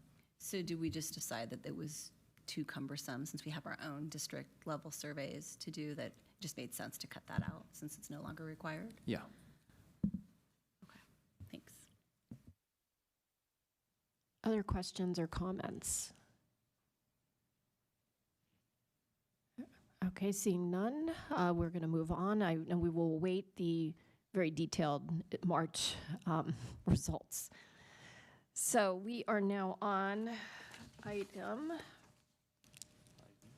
hold on, I've lost my place, 5B. 5B, which is a discussion of board bylaw 9321 and exhibits 1 and 2. Dr. McLaughlin. This is just a gamut update. It updates 5 different areas of this bylaw. It also incorporates SB 1445 and AB 2715 into the language, along with updates to the exhibits.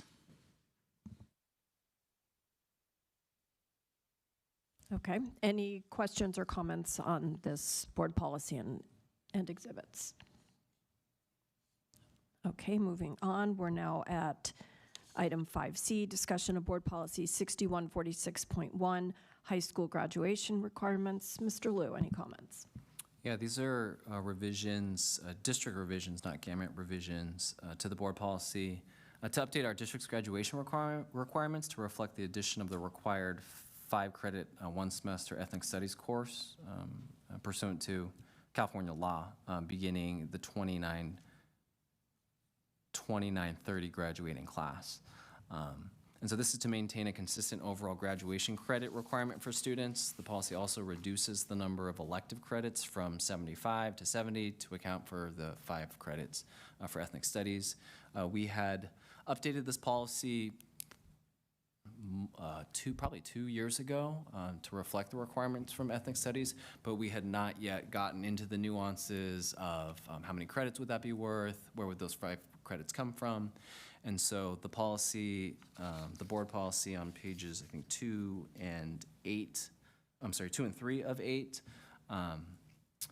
allow us to navigate to do that. And we're really specifying that it would be beginning for the 2930 graduating class.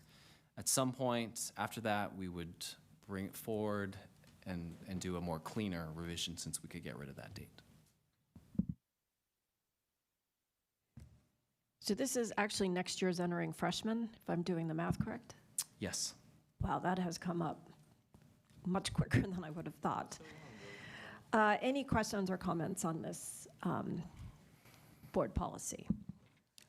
Okay. We are now on item 5D, discussion of board policy 5141.5, mental health. I know we have a public comment. Brian Schumacher.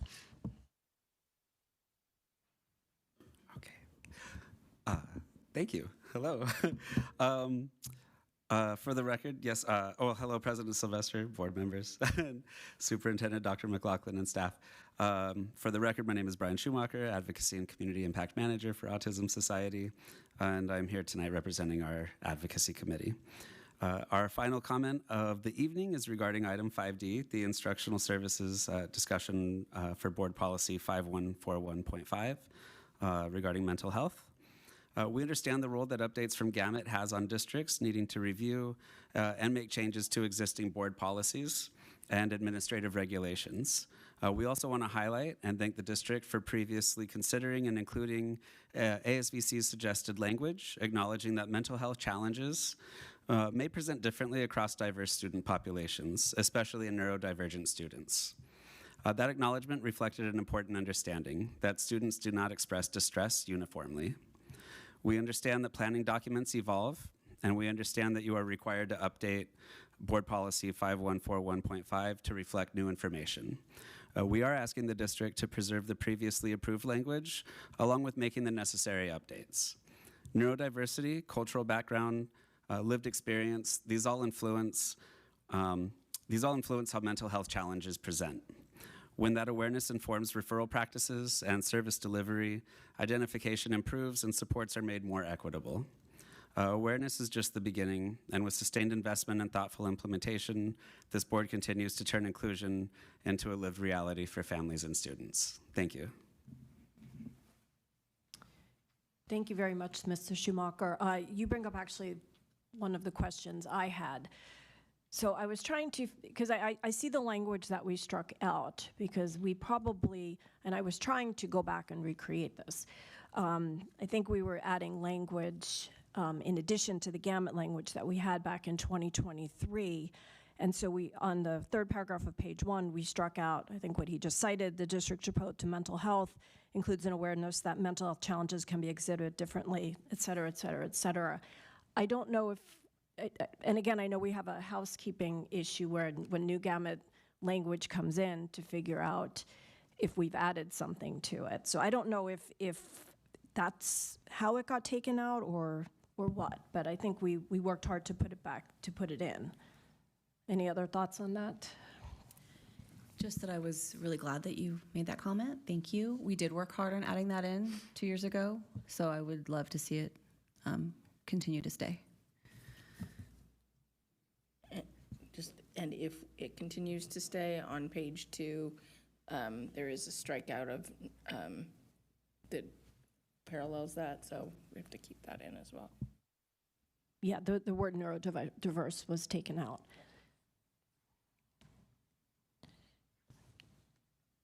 All right, so those are two, we're adding back in or proposing to add back in what was struck out. Do I have consensus on putting that back in? Okay. Any other questions or comments on this board policy? Trustee Powell. I had a question on page 2. I know there's the provision that we, under Ed Code 494282, that we provide school staff with training on around mental health. And it specifically says all certificated staff and 40% of classified. So what does that look like?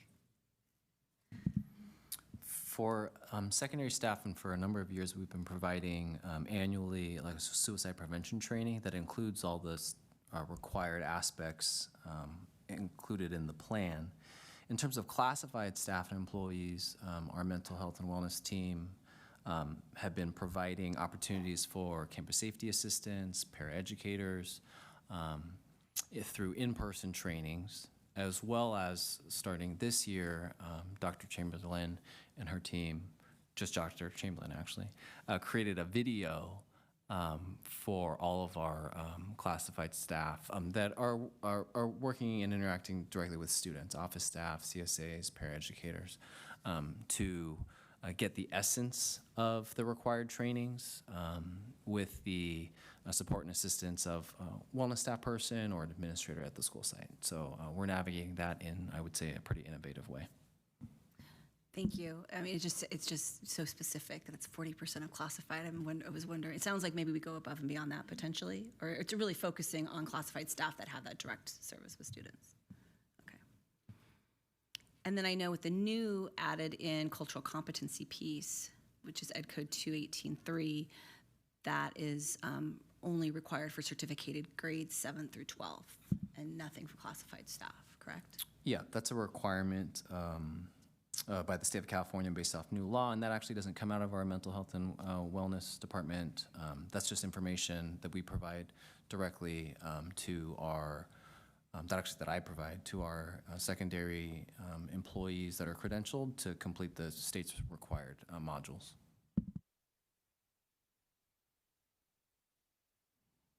Any other questions or comments? I got a question. Trustee Gorback. That paragraph, the superintendent designation shall ensure that all certificated employees and 40% of classified employees who have direct contact with students. That's confusing to me. Is it 40, is it that all the classifieds that have direct contact with students, and that equals 40% of the classified, or is it 40% of just those that have direct contact with students? Do you know what I'm asking?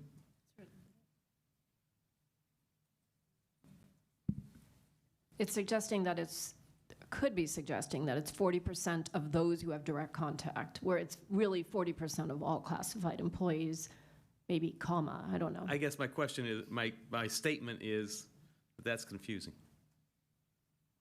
And I think regardless of the interpretation of that specific education code, we have been working on providing training to those staff that have direct contact with students. And I do think that this year, with the implementation of our video training, I have a lot of confidence that we'd be over 40%.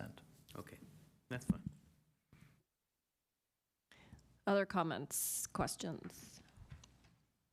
All right, seeing none, we will move along to item 5E, which are board committee reports. Do I have any board members who want to give a committee report?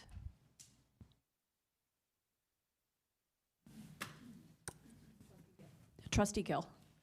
I joined the technology committee for the first time. It was held in a beautiful room that I didn't even know existed.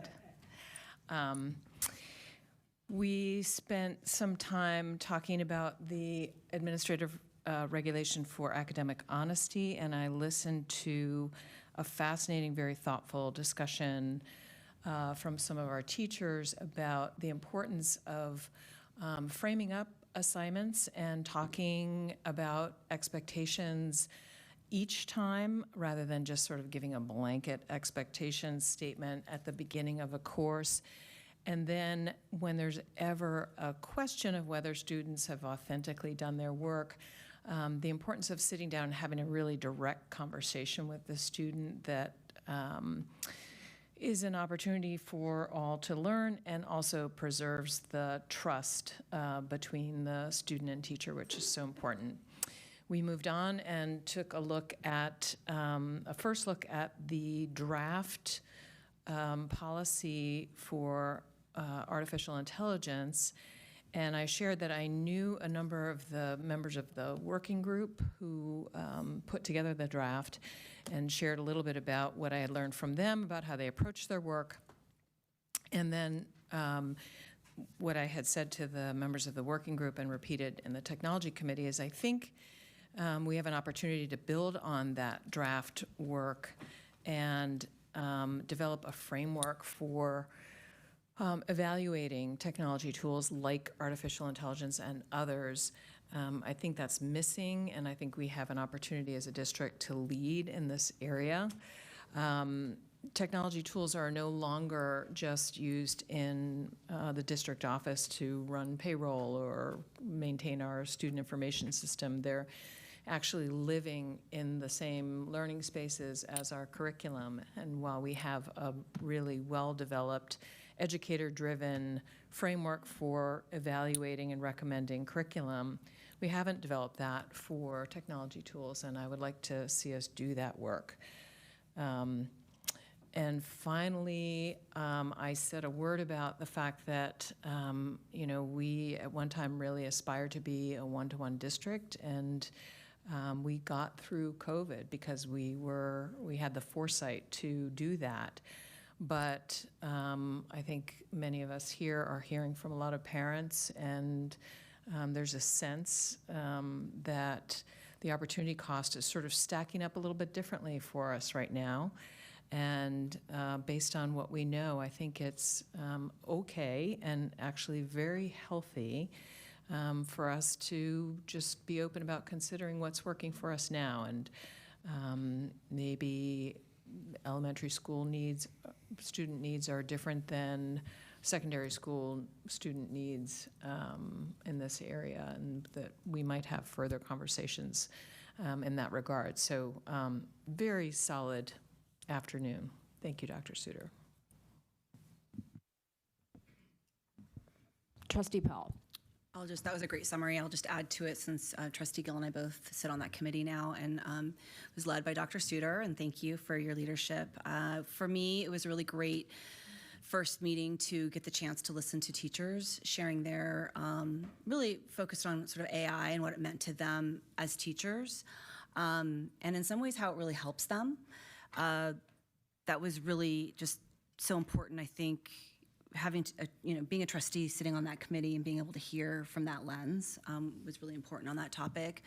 There was a little bit of discussion around teaching digital citizenship and how important that is and how it needs to be taught in age-appropriate ways. There was some discussion around data privacy. And just to follow up with what Trustee Gill shared about really the different expectations at different grade spans, and we heard from some in the room that they're starting to recognize that clearly we can't just have a one-size-fits-all that with tech, that maybe our younger students are going to be needing different things than, say, our high school students. And so I think I'm really looking forward to those discussions as they develop. So thank you. Great, thank both of you. Any other committee reports? It's only been a couple weeks since our last board meeting. Okay, seeing none, we are now on comments from the Board of Education. Trustee Kearns, please lead us off. Good evening, everyone. I will keep these short, seeing as it is 9:30 p.m. in the evening. Many CVUSD teams, I think 3 of them from Newbury Park, Thousand Oaks, and Westlake will be competing this weekend in the Ventura County mock trial competition. I will be doing my defense closing. For anyone who may be interested, the case is it's a murder trial about this cooking show, Recipe for Success, and basically my client, Haley Fromholz, allegedly put a poisonous mushroom in a tlayuda, which is a made-up dish. It's not real, so don't Google it. And then this judge happened to pass away from complications precipitating from the alleged poisoning. But of course, no direct evidence of the actual poisoning in typical mock trial fashion. It's all circumstantial. So should be a fun time this weekend. Good luck to all CVUSD teams except Westlake. Maybe let's tone it down. Maybe let's let some other people share the stage. Anyway.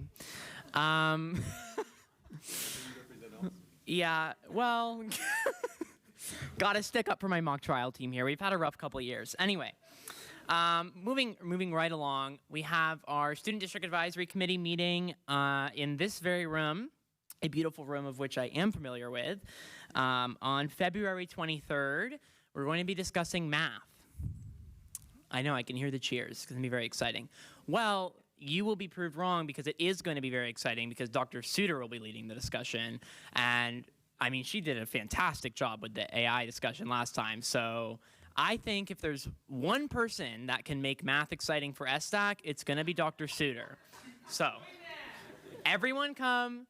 Trustee Gorbach, you're not off the hook. Okay. Lastly, I know we have, I guess he's gone, but representative from Autism Society of Ventura County. Just wanted to throw in that not as a board member, I wasn't there as a board member, but I was there as a Starbucks barista. We donated coffee and we set up like this little stand at the Autism Society of Ventura County Day in the Park. It's a fantastic organization. It was a really amazing event and I look forward to going there. Maybe next time as a board member, probably both, serving coffee with my badge and then my Starbucks logo, but we'll see how that plays out. But yeah, I will leave it at that. Thank you, everyone. Good night. Thank you, Trustee Kearns. Trustee Gill. Thank you. Good evening, everyone. I just want to say again how grateful I am for everyone who shared their thoughts with us via email over the last couple of weeks, everyone who came to this meeting and the one before. And the level of engagement and thoughtfulness and shared commitment is really inspiring and made me proud. So feeling grateful. Thank you. Thank you. Trustee Gorback. Good evening. Just briefly, first of all, thank you to all the speakers. That was moving to listen to. So I really appreciate all the speakers who spoke to us earlier this evening. Want to comment on two events that I went to that talk about celebrating all of our students. Number one, I went to the Y2K Westlake Choral Concert. That was a lot of fun, and celebrated the times and the joy. I also went to the meeting/party by the LGBTQ AC committee. And again, we celebrated students that sometimes don't get recognized and celebrated, and they had a blast. They were dancing and singing and throwing confetti, and I don't know who cleaned up after it, but it was a blast. And that's why I get proud of this district, is because we celebrate everybody. And thank you. Thank you. Trustee Goldberg. I'm just thinking about the confetti. First off, I'm going to start by saying happy early birthday, Trustee Powell. If you see her within the next couple days, she's going to look older on Saturday than she will on Friday. You're welcome. And we all will, yes, to your point. And also, there's just a little bit of levity after the meeting that we've had, after the few weeks that we've had, after the couple years that we've had. I do want to echo the sentiments of my fellow trustees. I'm grateful to all who have reached out either via email or stopped me in the grocery store, or more likely Trader Joe's, where you can meet everybody in town and they will tell you everything. It's great. And particularly to the speakers tonight and the students who came. Their testimonials about the impact of the wellness centers just sort of proved what we all knew to be true, which is they're vital, they're crucial, and makes me sort of double down on we have to keep going, we have to figure out how to make this work for them, because they are the why and will continue to be so. So thank you all. Thank you. Trustee Powell. Good evening. I just wanted to say thank you to our student reporters tonight, as well as all those speakers who came. Just to echo what folks have already said, there's also many folks that emailed us, have spoken to us otherwise out of this meeting, given the big decisions that were before us tonight. And I just want to reiterate that in addition to hearing all of that, whether it's in a public meeting or before or emails, we're also asking our questions as trustees. We're going to Dr. McLaughlin and asking questions. If it's maybe a budget issue, we'll get more information from Dr. Hayek. It's really up to us to be as informed as we can on all of our decisions, but particularly decisions that we know are impacting people's jobs. I know none of us take it lightly. I've really tried to respond to most of the emails that I've received. I know it's weighed on all of us thinking about what we needed to discuss and vote on tonight. I am heartened, though, but that so many are passionate about the need for mental health for our youth. And so that is definitely something that has just made me feel really great this last couple weeks, especially as I shared earlier, of just wanting to see more of these kinds of supports in school settings, and that work has been happening, and I know it will continue. And then lastly, I just wanted to acknowledge that we are midway through Black History Month, and I really look forward to seeing and hearing more about what's happening at school sites to celebrate the month. I'm looking forward to AADAC's special celebration next week. And while this week we've heard a lot about somebody we all know about, the Reverend Jesse Jackson, With his passing, in light of our discussions this month around mental health, I wanted to share about some key historical pioneers in mental health who may not be as well known. So a couple of the ones that I've read about this week that I wanted to share were Mamie Phipps Clark and Kenneth Bancroft Clark. They provided invaluable evidence in favor of ending school segregation in Brown versus the Board of Education. Their research and their work really found that school segregation was psychologically harmful to Black children. And so that testimony is really, really important in that case. Another person I read about was Inez Beverly Prosser, who was the first Black woman to earn a PhD in psychology, and she wrote her dissertation on the negative impacts of school segregation on Black children. So those are all pioneers in the field of mental health that also changed schools. So I just thought they were important people to talk about and learn about. And that's it from me. Thanks. Thank you. I will be incredibly brief. I just want to say Happy Lunar New Year. It is the year of the horse. Dr. McLaughlin. I've seen it fire horse and I've seen it horse. I didn't. Okay, it is I'm sorry. Year of the fire. We seem to have some disagreement on that. We will convene in a couple weeks with the definitive answer. Yeah, we'll agendize it. Dr. McLaughlin. No comments this evening. All right, so we are now at item 6, adjournment. So we're at 6A, future board topics. We have several already on here. Any board members like to add any topics for future board discussion? Trustee Powell. I wanted to just, there's one I wanted to propose to my colleagues, and something we're getting to hear more and more about through board reports are the building thinking classrooms, that concept. And I think it may have started primarily at Los Cerritos. I know they've been really using that, integrating that for a while, but I'm seeing through the PLCs, there's a lot of work using BTC at other school sites. And so personally, I would be interested in hearing about it, but I thought I would just throw that out to everybody else. Okay, that sounds interesting. I need consensus, some head nodding. I see lots of head nodding. Any time frame. We're looking at you, Mr. Liu. Okay. Any other additions to future board topics? Okay, seeing no other agenda items, the meeting is adjourned at 9:39 p.m. Good evening.